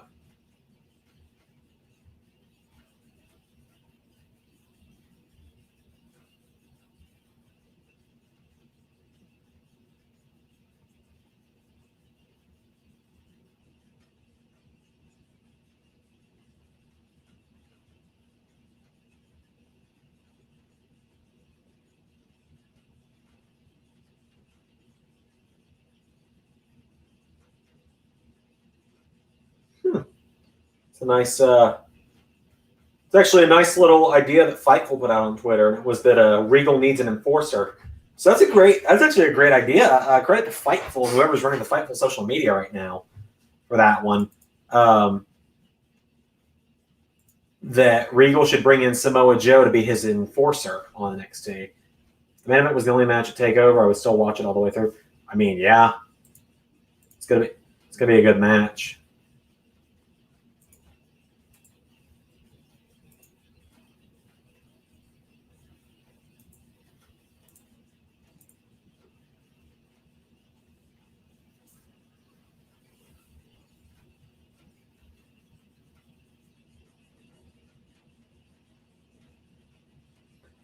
Raquel Gonzalez dwarfs that title, by the way. She makes it tiny. Intangibles, Powerhouse, and Ruthless. Hold on. An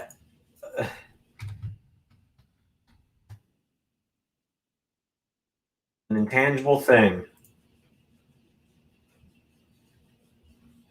Well, how about you tell me what fucking intangible means instead of just saying the definition of intangible is an intangible thing?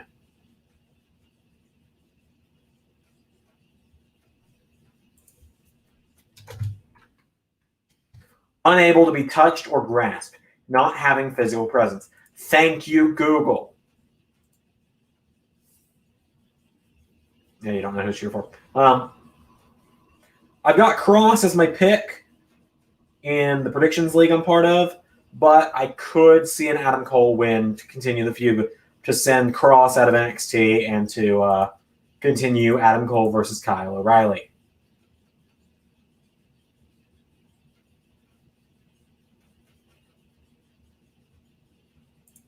Wonder if they're going to list LA Knight as the $1 million champion on the Superstars website. Who said it? Fightful. It's a wrestling news site that said the thing about Samoa Joe as a suggestion. It's not a report, just a suggestion, which I like it a lot. So.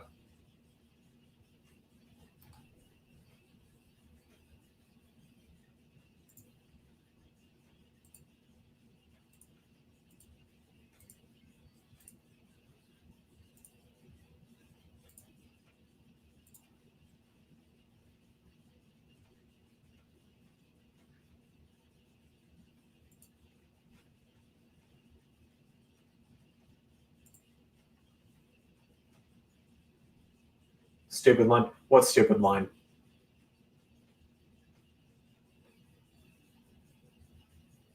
I'm out of it a little bit. I'm used to having someone else with me to do these. What stupid line? The intangible thing, or what? Was there a commentary call I missed? It's been a day.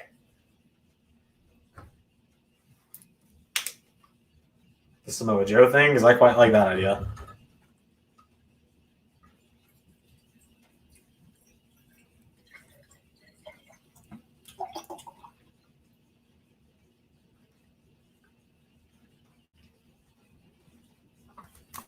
Nikki Cross was not Fatal 4-Way, so yeah, and it would be amazing to use Joe's Enforcer. Okay, thought it was Nikki Cross, just couldn't remember. Yeah, the intangible, that was dictionary. That was the dictionary definition of intangible. Something that is not tangible. Or intangible, and the definition was something that is intangible. It was like, the fuck? And then I looked it up, and then I did a different search, and I got something that cannot be physically touched or obtained. So, much better. Like I said, this is just a me thing. It's just me personally. I don't really get the Ember Moon hype. I've never been too big on her. The character has never clicked for me. And that is just me, as I've said.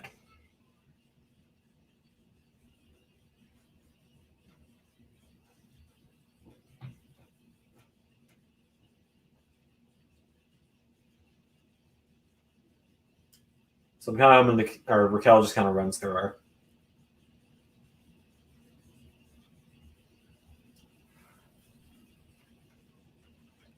Raquel is great, by the way. I do think Raquel is great, personally.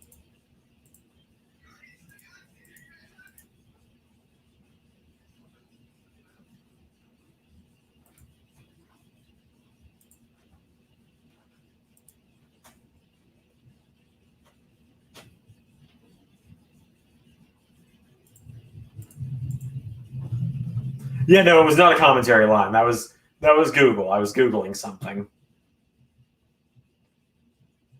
Jesus, Raquel.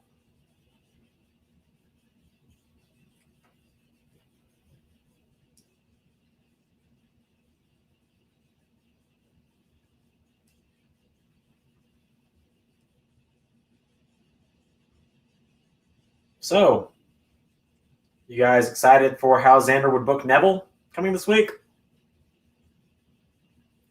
I don't really know what to talk about during this match. Gonna be honest.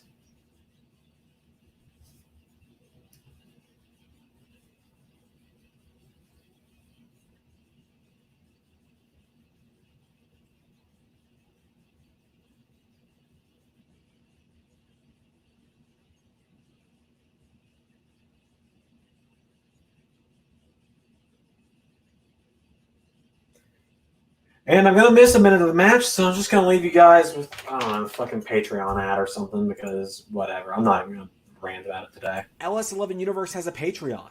What's on the Patreon, you might wonder? Well, at any dollar amount, you get access to the LS11 podcast, a podcast that takes a deeper dive into canceled storylines from Universe Mode, as well as a look into the lives of myself and Ray. Also, at any dollar amount, you get early access to side series on the channel outside of the Universe modes. Not just that, but at any dollar amount, you also get access to every exclusive Patreon video, including the likes of Carnold trying to break the streak in 2K14, and the once-a-month series, Universal Flashbacks, where I remaster a classic match from the original LS11 Universe mode.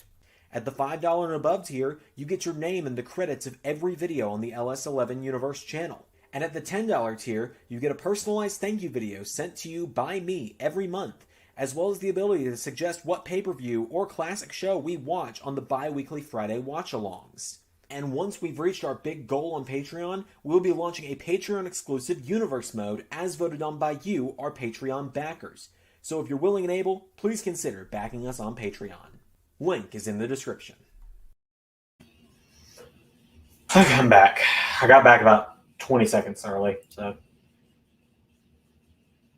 they were surprisingly cooperative tonight, the dogs, I mean.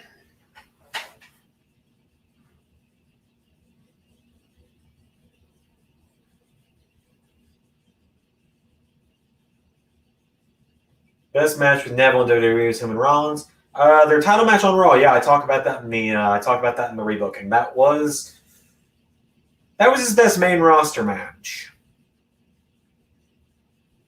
I'll agree with you on that. They didn't really give him a good main roster shot. He had a lot of better stuff in NXT than the Raw match with Rollins. The Raw match with Rollins was good, but a lot of his NXT stuff was significantly better. Like his stuff with Sammy was better. His Fatal 4-Way was good. Stuff like that.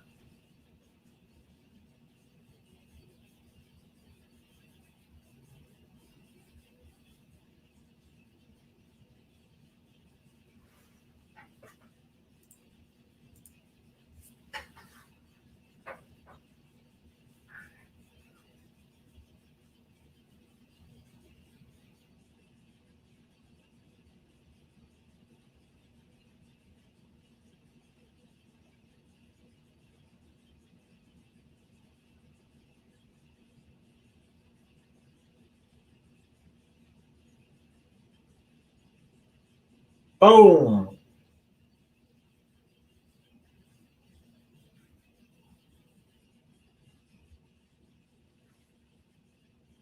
When is enough is enough.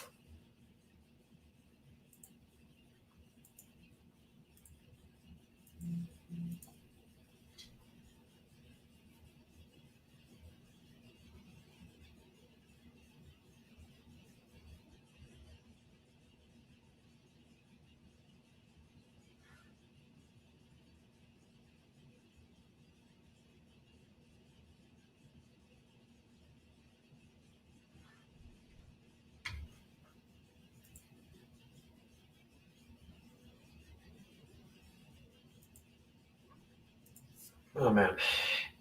I'm just pumped for the main event. Hopefully that'll be just nonstop action. Total nonstop action, if you will. Yeah, Karrion Kross was in Impact at one point as Killer Kross. Scarlett was in Impact for a while, too, so. Oh, man, the Mada Discord is going off like crazy in my ear right now. Might need to mute it for the rest of the stream. There we go.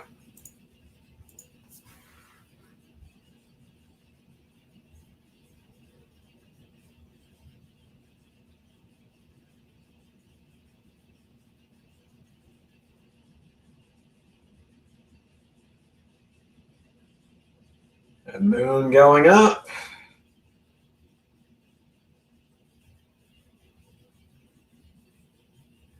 The only commentary is like, she knows her best shot's the Eclipse, so she does a code breaker off the top. Code breaker, which no one was allowed to do while Jericho was around. Now that Jericho's working for the competition, everybody gets to do the code breaker. No way.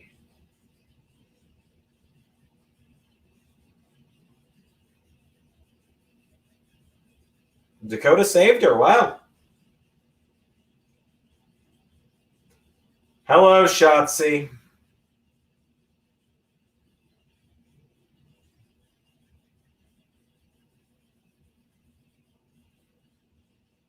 I swear they better not be putting the belt on Ember again.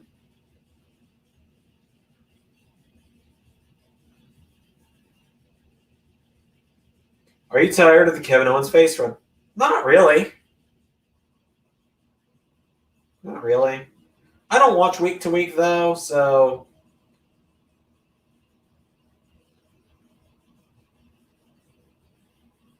People who watch week to week might be, but I'm just sick of the same matches every week, you know? Impact has a smaller roster than WWE, and they still put on new matches almost every week. We see some rematches, but they're rematches that happen for a reason. WWE has the biggest roster in the world, or I don't know if they still do. They fired a fuck ton of people, but anyway, they have the biggest roster in the world, and we've seen Drew and Bobby at every pay-per-view since WrestleMania. This is the third time we're seeing it in a row. It's the third time in a row we're seeing the second time in a row we're seeing Bayley Bianca. This is the billionth time we're seeing Rollins and Cesaro, it feels like. Raw is the same matches every week. So,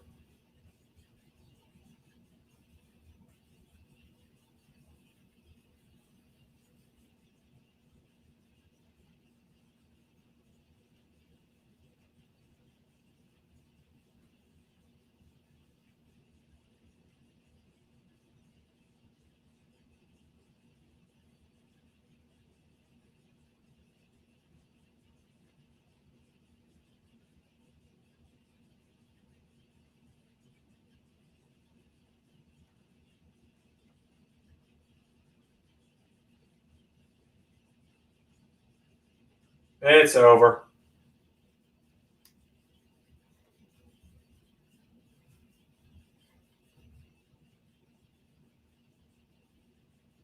Ow.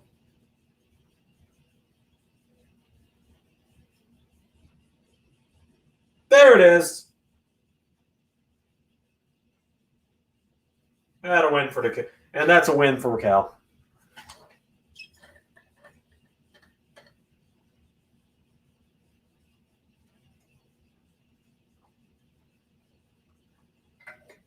That's a win for Raquel.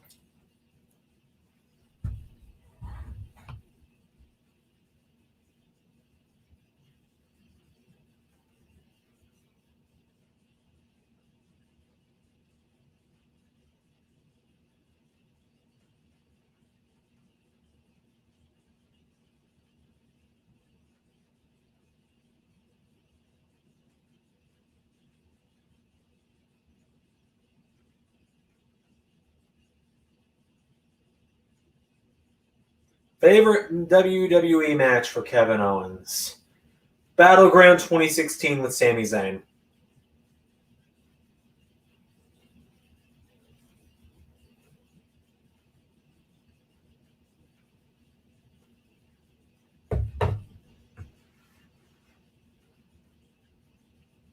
I can live with that. That's my answer.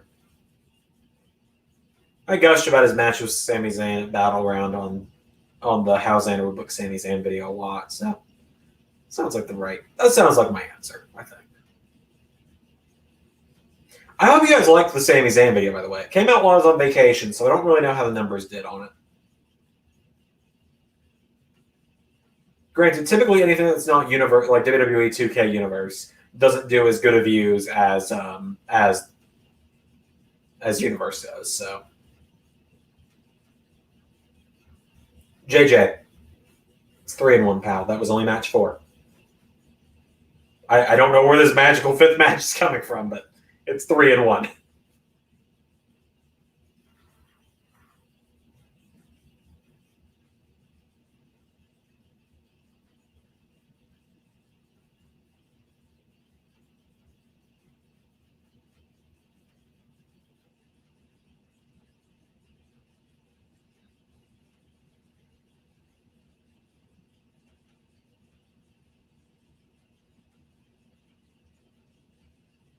Hi, Dexter Loomis.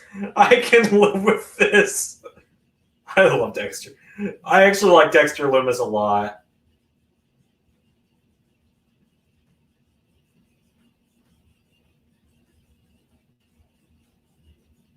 Oh, no.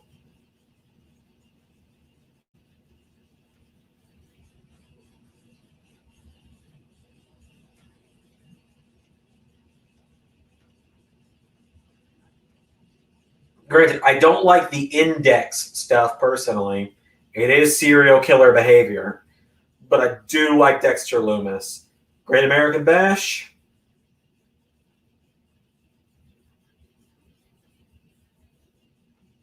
When's the next NXT Great American Bash?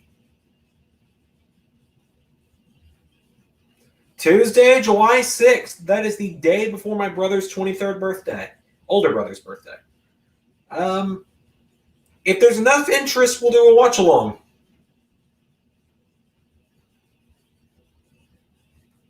Yeah, Dexter could be something big if he's great. I thought he was going to be the one to take the belt off Johnny, honestly.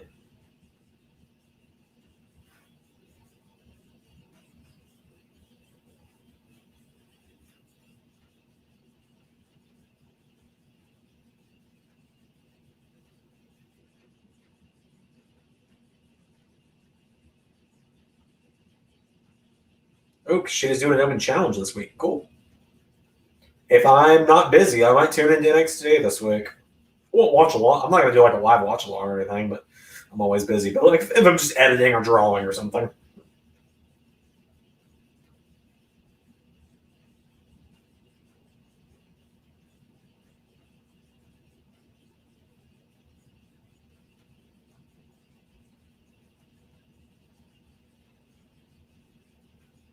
Main event time, though.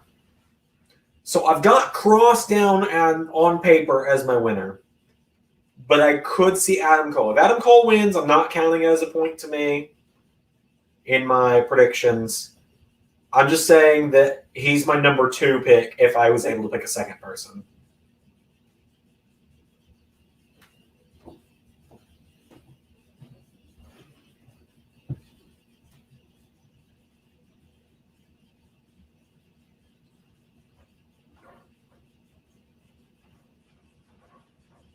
Adam Cole has not won a single one-on-one or a singles match this year.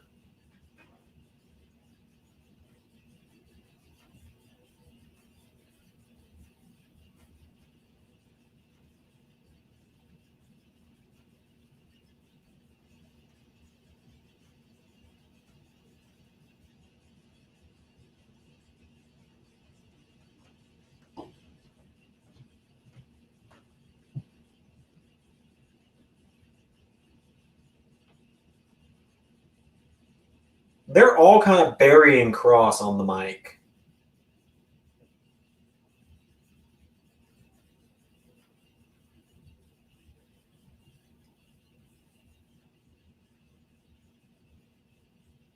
Like, I think NXT and Triple H and everyone in creative are kind of realizing Karrion Kross isn't working as NXT champion for NXT. He's not working. Maybe it's time to move to a different experiment.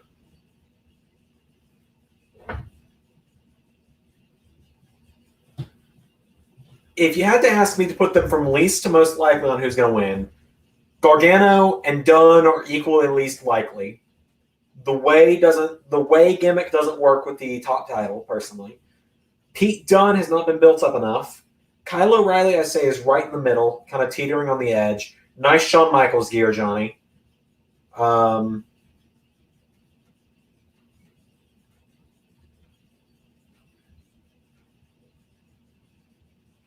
Anyway, I'd say Kyle. I don't think Kyle's winning it here. I think Kyle's winning it from the winner of this match.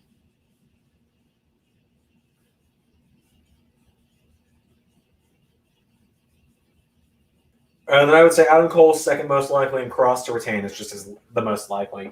Main Event Wrestling says before Pete Dunne goes to the main roster, and that is if he does, he needs to win the NXT Championship. I think he should win the NXT title down the line. I think he needs to be built up more first.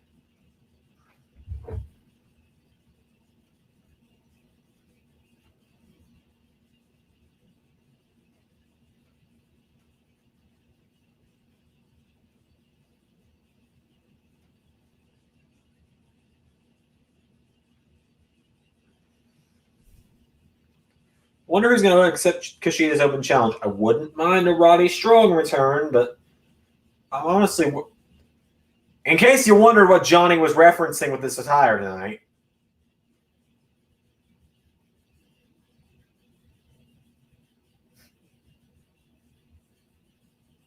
is he going to do the full Shawn Michaels flex and everything?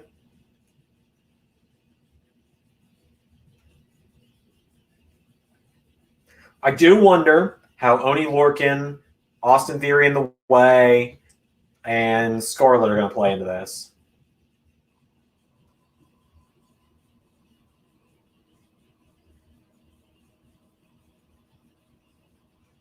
Yeah, I'm wondering the same thing about Roderick Strong. Is he going to the main roster? Is he sticking around? What's going on? He hasn't been around since the week after Mania. That was 2 months ago.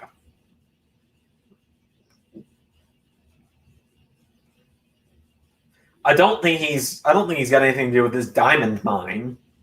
That doesn't seem like his kind of thing. It seemed like they were building up for him to accept Sheamus's challenge eventually, but that hasn't happened. I thought he was going to be the one to beat Santos Escobar on the Tuesday after Mania.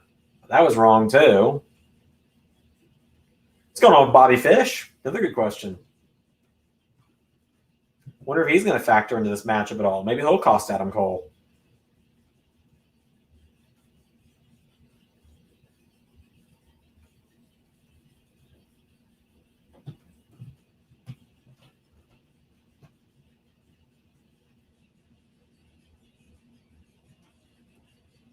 I wonder what's going on with Balor as well. Beth Phoenix just mentioned my commentary. Is he going to the main roster? Is he sticking around the NXT? Is he just taking time off? Who knows? Oh, yeah, they changed Pete Dunne's theme. I forgot about that. Well, I know Fish returned from injury, and he had a match with Pete Dunne. I know about that, but Red Dragon reunited, I wouldn't mind seeing that. Yeah, I wouldn't mind that, but I kind of want Kyle to do his own thing. Pete, the white gear, buddy, I don't know how I feel about it.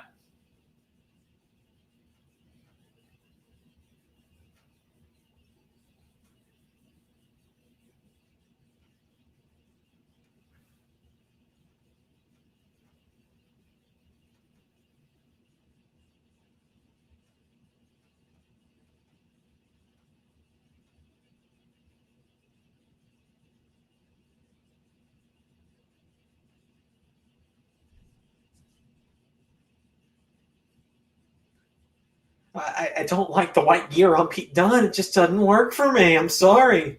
I mean, if it's a one-off thing, I guess, but like,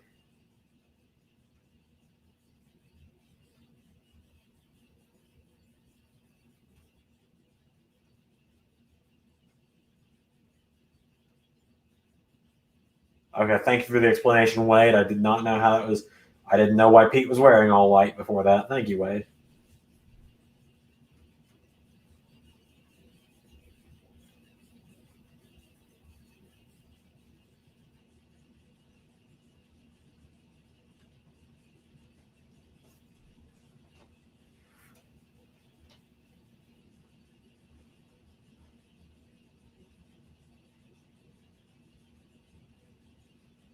I don't like this new theme for Adam Cole.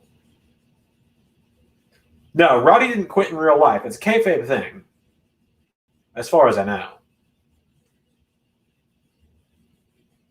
He's still under contract, as far as I know.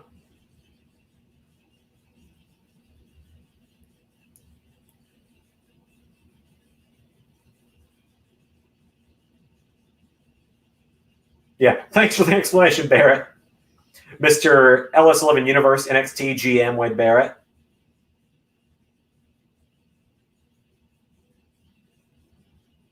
At least his new theme has the boom in it still.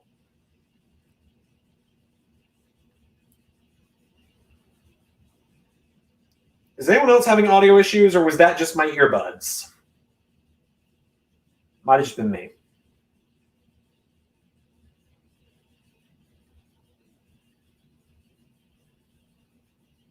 It's funny, I just realized something about the LS11 Universe GMs. On Raw, you've got Regal, who's British. On SmackDown, you've got Triple H, who's known for having a weird nose. On NXT, you've got Barrett, who's British and has a weird nose. I will have to make that joke to Ray if he's not watching.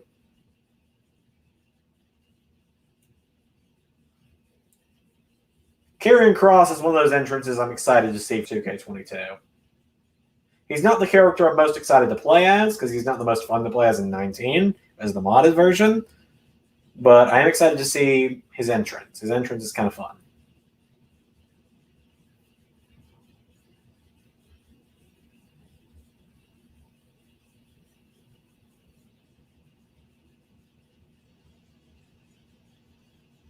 Valter's probably who I'm most excited to play as, yeah, in the new game. As long as he's in it. I feel like he's got to be in it.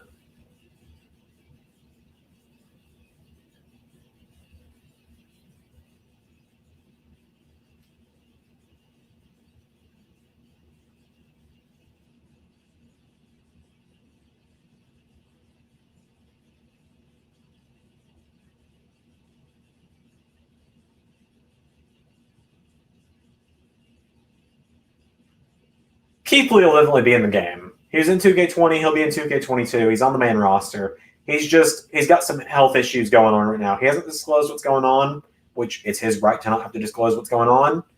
And he says he will explain when he's ready. So hopefully he's okay. And hopefully he'll return soon.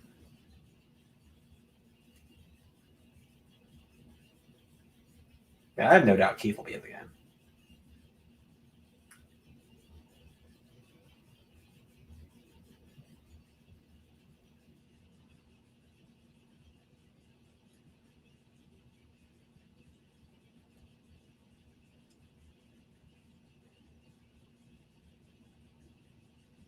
I look forward to Keith's return. It looked like they were about to get ready to pull the trigger on him too. He's supposed to win the U.S. title, and then he got hurt or ill. I don't know what the situation has been. I just hope he's going to be okay. He's my current favorite.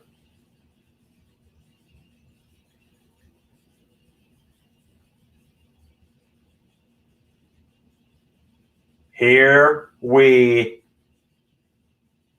go.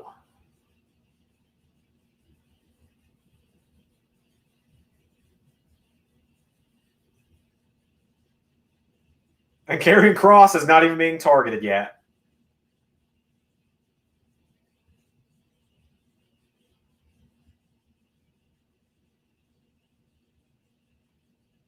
No, Zach, it's the Keith Lee didn't quit. He's still in the company. He didn't quit. He's got some undisclosed issues going on.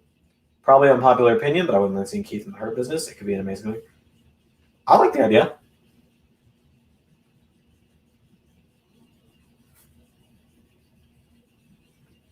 I like the idea a lot. I think it'd be something neat for him. I think it'd be unique, but it kind of seems like they're just going to make the Hurt Business Bobby and MVP now. I don't know why they took Cedric and Shelton out of it. They shouldn't have. They really shouldn't have, but oh well. Well, I guess we'll see what happens. I'm just glad they didn't add Baron Corbin to it, like a lot of us were worried they did.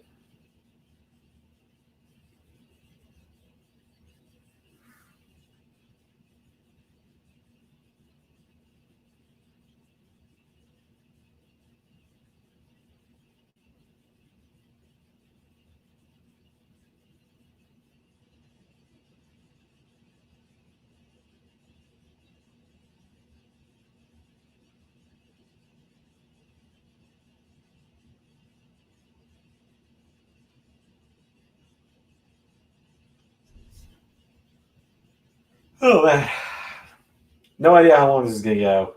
Yeah, imagine Keith versus Lashley. We were supposed to get into the Elimination Chamber, and that bothers me that we didn't because of Keith having to sit out. It makes me sad. Like Keith was supposed to win that match by pinning Riddle. That's why they added John Morrison in and put the belt on Riddle. Because they wanted to get the belt off Lashley so he could win the WWE title.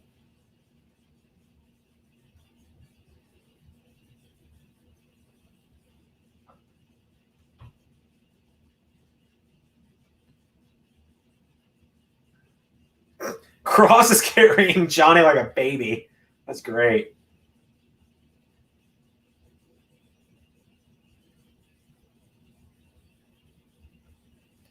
I'm so glad this matchup is just up to 11 already. I needed it like that. I needed a match like this tonight.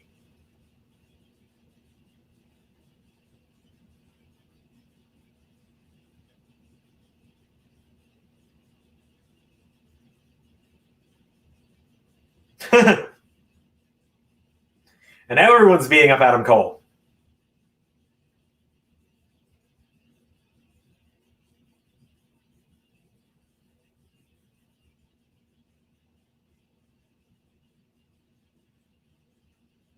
See, it's stuff like this that makes me think Adam Cole's winning.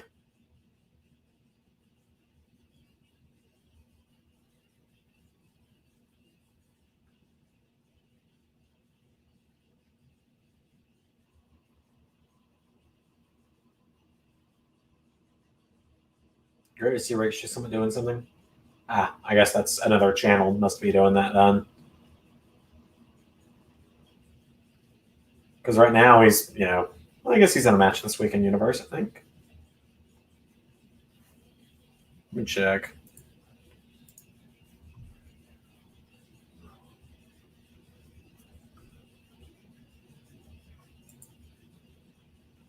Yeah, he'll be in Universe this week.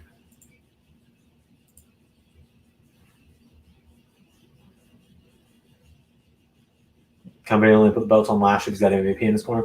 Not necessarily. He didn't have MVP in his corner in his final Impact run where he won everything. But I mean, it's just he and MVP have good chemistry together. They're a good pairing. MVP saved Lashley's career. He saved Cedric and Shelton's career too, and then they broke them up for some fucking reason. And now Shelton's nowhere to be seen, and Cedric loses to Jeff Hardy on Raw. But whatever.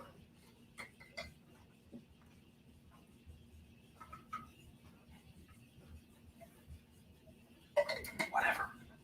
I'm not mad. Why would I be mad?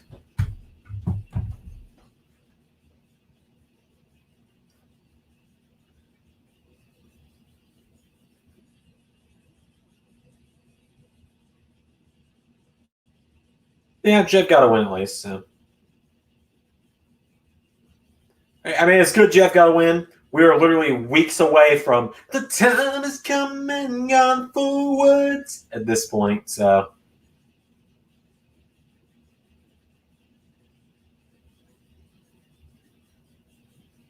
Good Lord, I love Pete Dunne. Oh no! Oh my God! Oh, that was brilliant.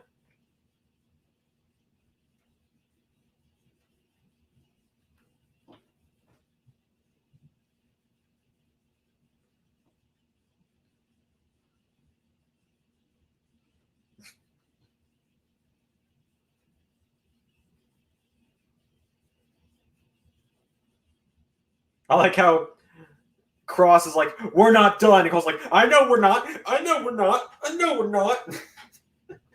Oh, that's actually great. I love that. Oh, I already have really enjoyed this match. This has been a lot of fun. Everyone kind of working together against Cross has been good.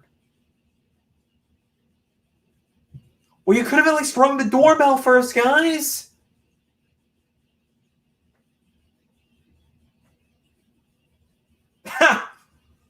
That was good, Beth. That was good. Look, this might be just me. I want Roman and Lashley to hold these titles at least until Survivor Series so we can get those MVP and Paul Heyman promos.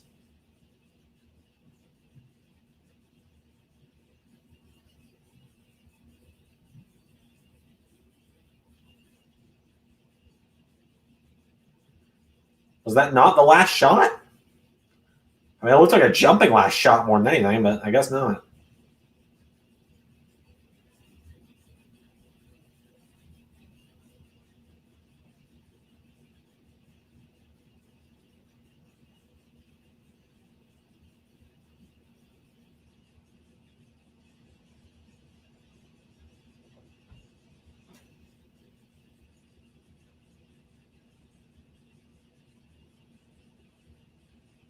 Oh, what's Panama Sunrise? Oh, poor Kyle just keeps taking all the hits. Poor guy.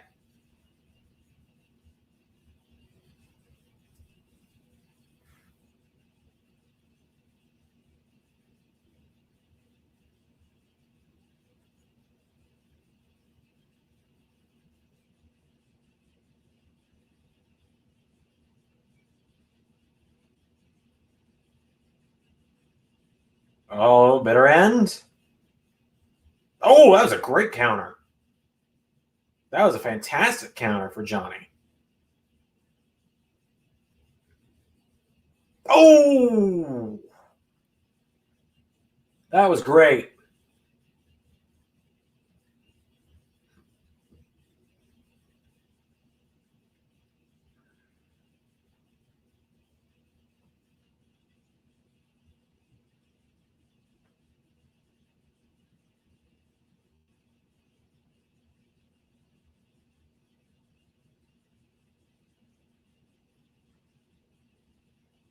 Yeah, I'm getting a lot of audio glitches on this stream, like on the Peacock stream.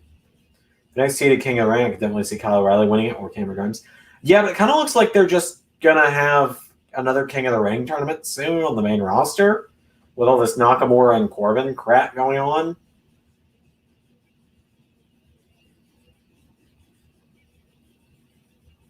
Is everyone about to get some Johnny super kicks? Oh!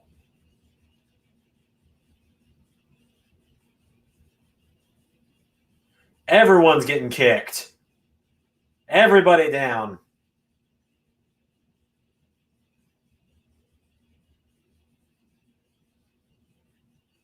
They let MVP make his own theme, the bowling anthem. Huh, how about that?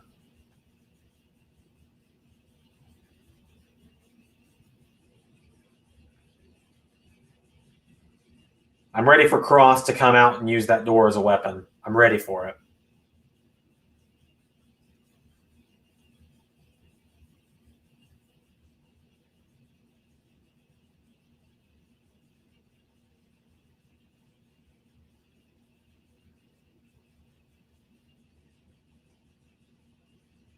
I'm ready for that. It's good. That's a deep ankle lock right there. That's gotta hurt. Ankle locks hurt, man. I've put people in them. I've been in them. They hurt like shit. There's Cross. Bye, Kyle.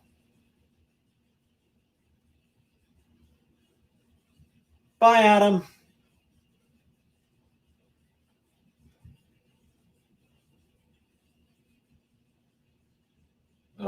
And there goes Johnny. Oh, shit. Whee!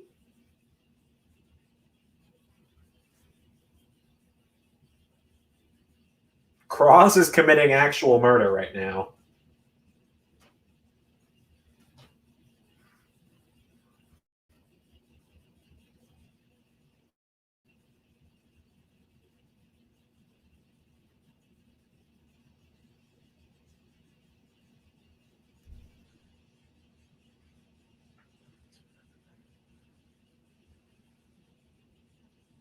Oh, I know exactly where you've seen a door used as a weapon, Zach. That was my teenage years of the wrestling fandom. That was my early teenage years in wrestling fandom. That was 2015 through 2017. About 2018 is when I stopped watching that channel. That was also kind of coincidentally when my wrestling fandom kind of went down for a little bit. But I know exactly who you're talking about.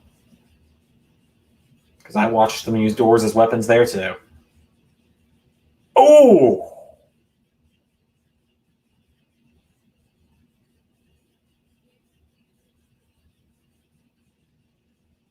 Oh! Johnny!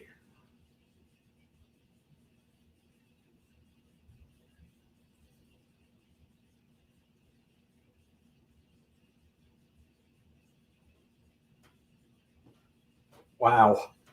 Just wow.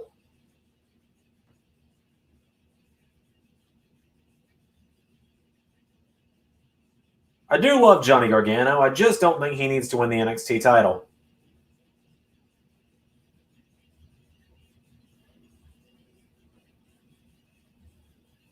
Oh, there's Gargano escape.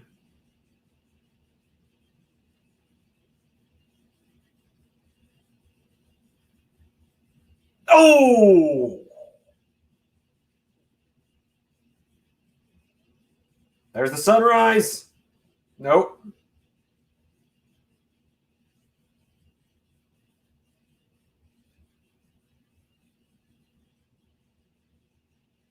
Oh, man.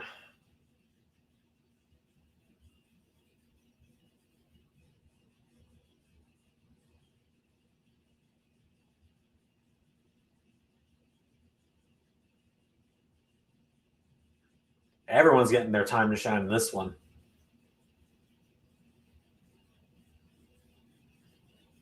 I wonder what the runtime's going to be. I mean, it's scheduled for a 3-hour, 30-minute runtime, so it's about 10 minutes left on it, according to Peacock. But you never know.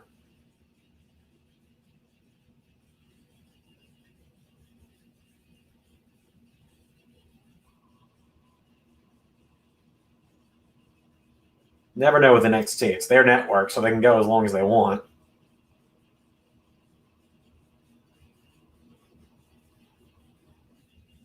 Oh, holy shit!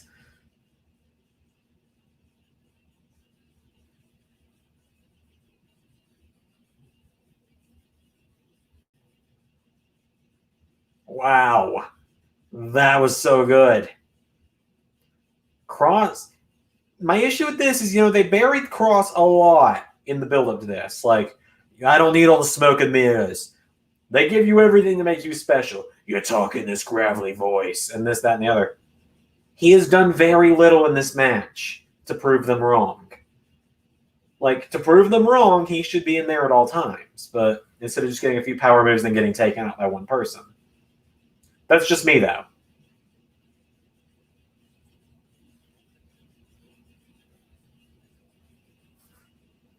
Ow.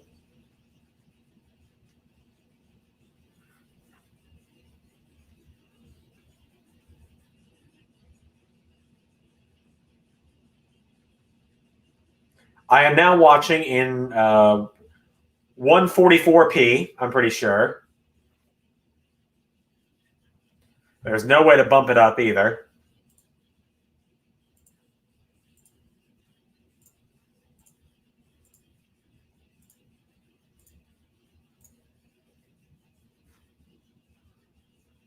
Oh!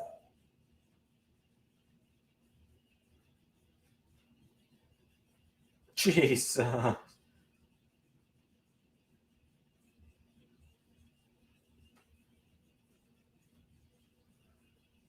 Everyone is just killing one another, and I love it. I wouldn't have this matchup any other way. Preferably, I would have these audio glitches stop, but that might genuinely just be me. Probably is just me. Because for some reason, my devices have the worst Wi-Fi connection out of anyone in the house. And it's only me. Weird.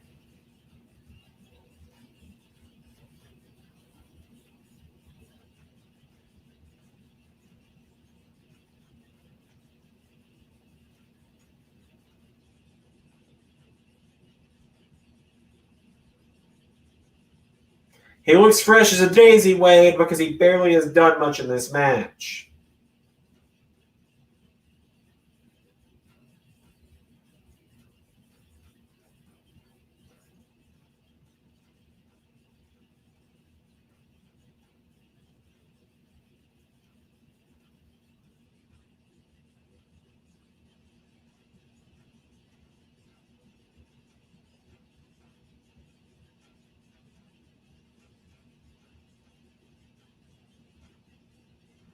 Speaking of last shot,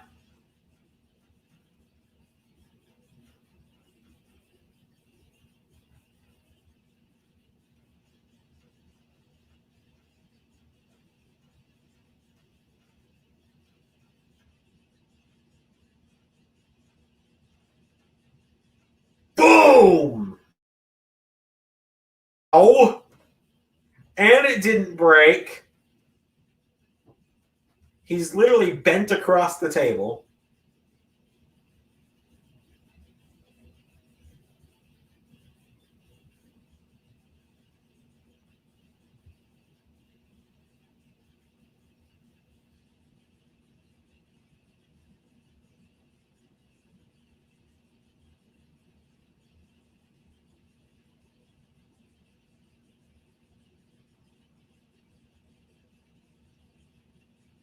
Oh! Oh, the double super kicks.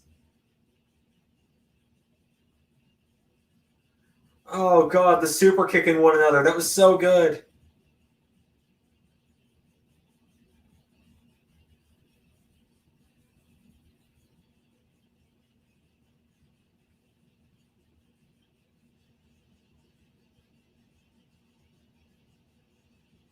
This crowd's really behind Pete Dunne. They're chanting Bruiserweight a lot for him. Oh!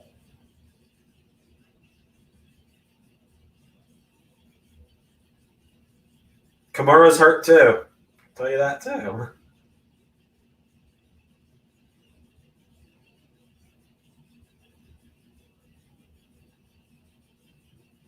Oh, that was cool.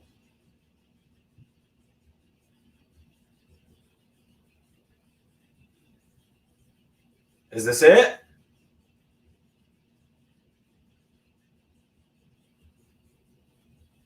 Oh, he's in perfect position for the last shot. This could be it. Cole could be winning.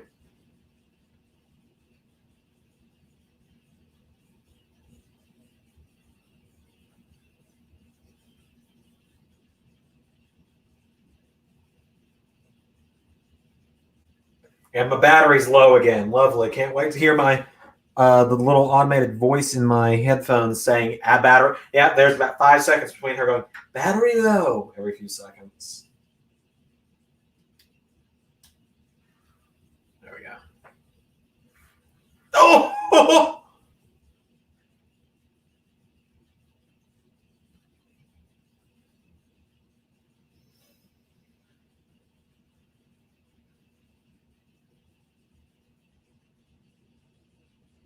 It's a great. Like from a shoot perspective, covering both of them is great because you don't give Pete a chance to break it up.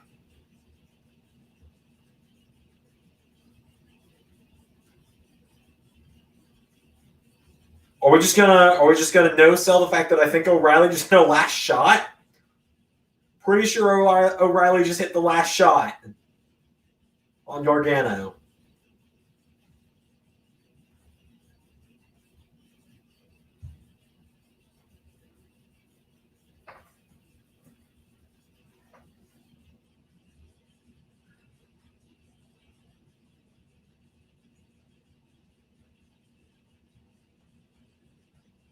You see Barrett out there still looking at Cross.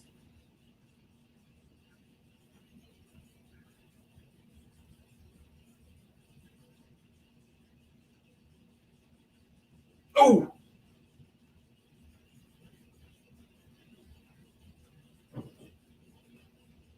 Great brain buster from Kyle.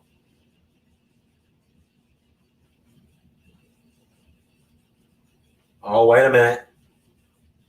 Panama Sunrise!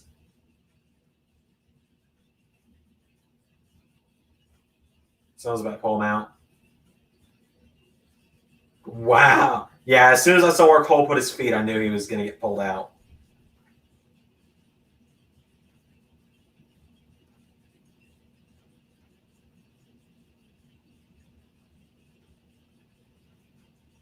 Oh, Cross is back up.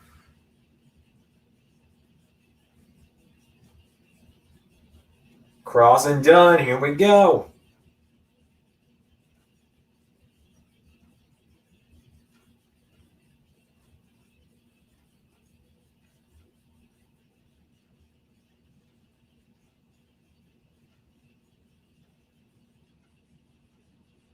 Ow.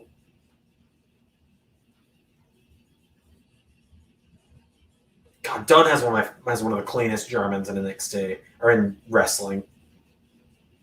Is Dunn about to pin Cross?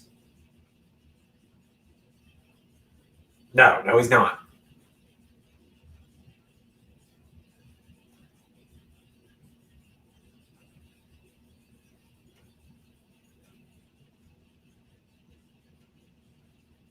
No way. Everybody in the pool again. Everybody in the pool.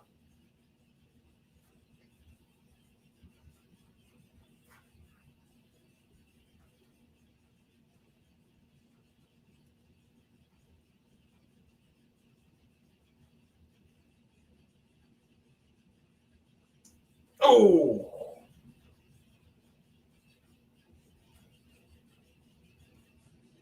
Everyone's getting their moments in here.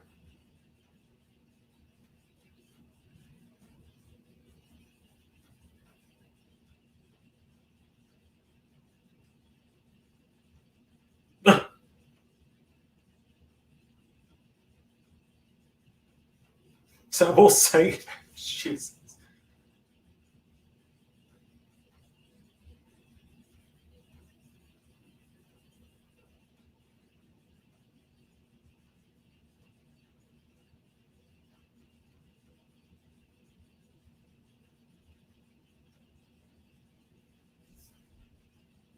Oh, no, Dunn's in it. Oh, Cross doing a good job selling that, actually.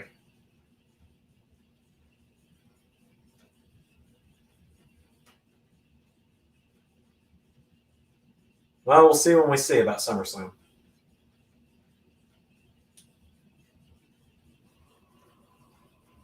Gargano trying to Bret Hart him.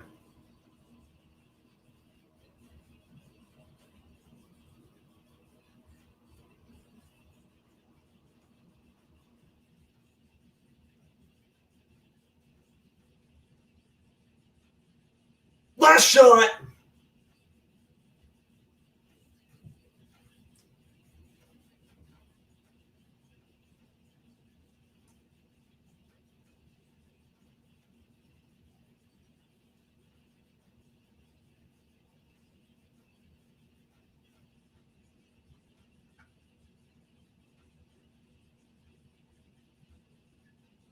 My God.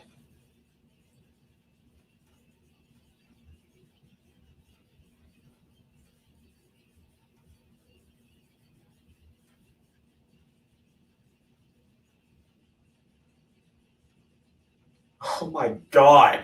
I don't know who's going to win. It feels like anyone could at this point.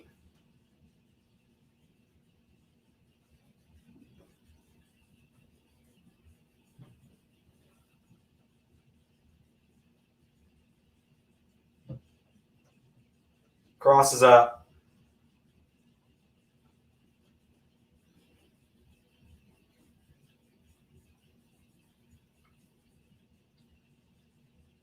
Is he going to knock out O'Reilly while he's going to call? What's going to happen here? Is O'Reilly out or is Cole out?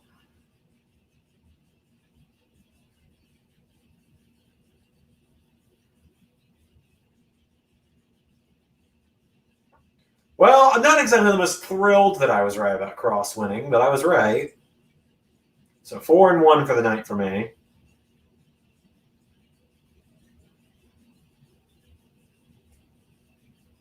I only got one wrong tonight, and it's the one I was most certainly concerned I would get wrong.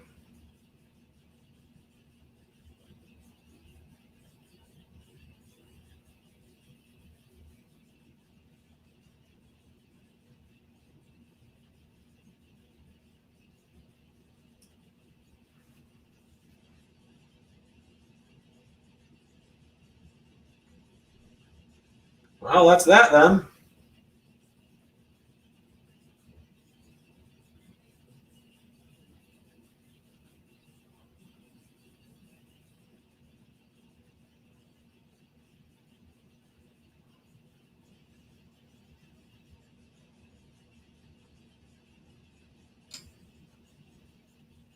So Karrion Kross retains. As I said, not the most thrilled about it. It happened. I thought they were going to put it back on Adam Cole. I genuinely thought it was going to go back on Cole. I figured Kross was on his way out. But I was wrong. I'm about to sneeze in case anyone's curious. Excuse me.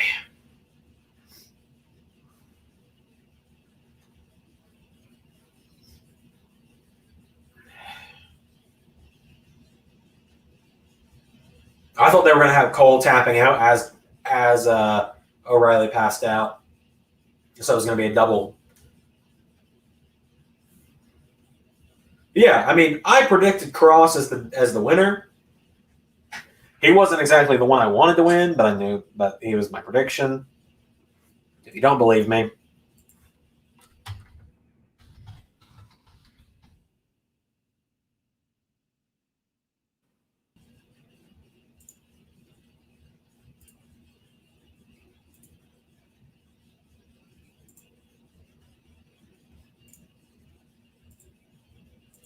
And so you guys can see, there were my predictions for the night with Wrestle League for Wrestle Talk. Kross, Xia Li, Cameron Grimes, Bronson Namaske, and Raquel Gonzalez. So, yeah, I got 4 out of 5. Not bad, 80%.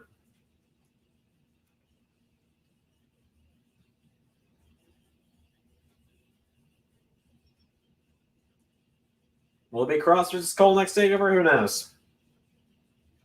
Because Cole was kind of definitively beat there, so might be someone else. I don't know who else it could be. Genuinely don't. I don't think it's going to be Cole, personally. I think Cole and O'Reilly are going to go at it again. Takeover Vegas, I guess it'll be.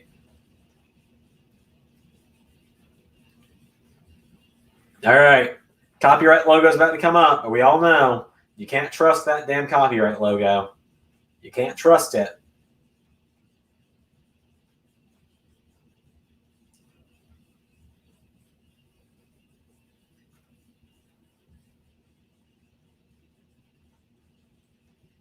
someone going to come through?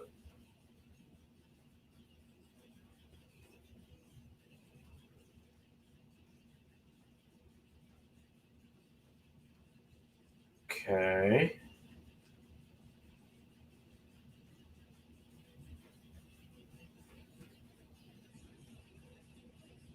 Oh, no.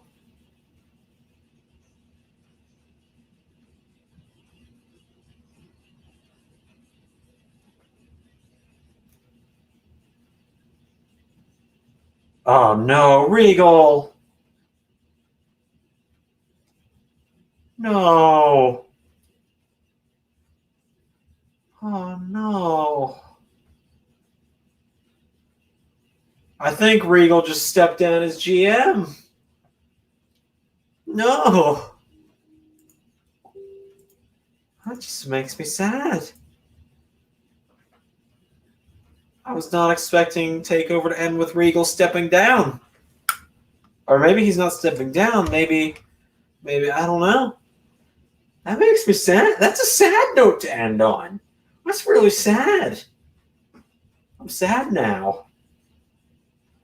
But with that said, hey, I did it. A 3-hour watch along, just me hosting it as well. I think it went all right. I think I did okay. We started with a musical number. I hosted it. I only had to get up twice. Once was to go let the dogs in, even though it's not my night on the chore chart or whatever. And the other time was to go get some water. But I think I did all right. But yeah, I guess to give you guys my normal kind of rundown for the rest of the week. Tomorrow we got Raw for Universe. Tuesday we got how Zander would book Neville. Wednesday we got NXT for Universe. Thursday we got ARW. Friday we got SmackDown. Nothing on Saturday, nothing on Sunday because I'm part of a wedding that week. And then we're back to the same cycle of Monday, Wednesday, Friday, and Monday, Wednesday, Thursday, Friday. Maybe something on Tuesday if I have anything done. I'm glad you guys came out. Don't forget, if you're willing and able, support on Patreon. We are one $5 or $10 backer away from Zander versus that guy. I don't know his name, but apparently people have wanted to see me and him go at it. That guy there, no holds barred match, commentated by Cornell. We're a $5 backer away from that.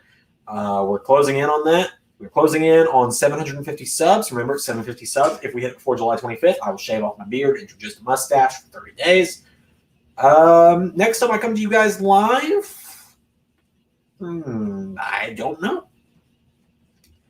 I don't know when I'll be live next because it won't be this weekend because I'll be in a wedding. Next weekend, maybe. Like maybe 2 weeks from today, maybe. I don't know. We'll figure it out. But that's it. I'll see you guys. I'll see you guys later. Used to having someone to play off of here. Bye, everybody.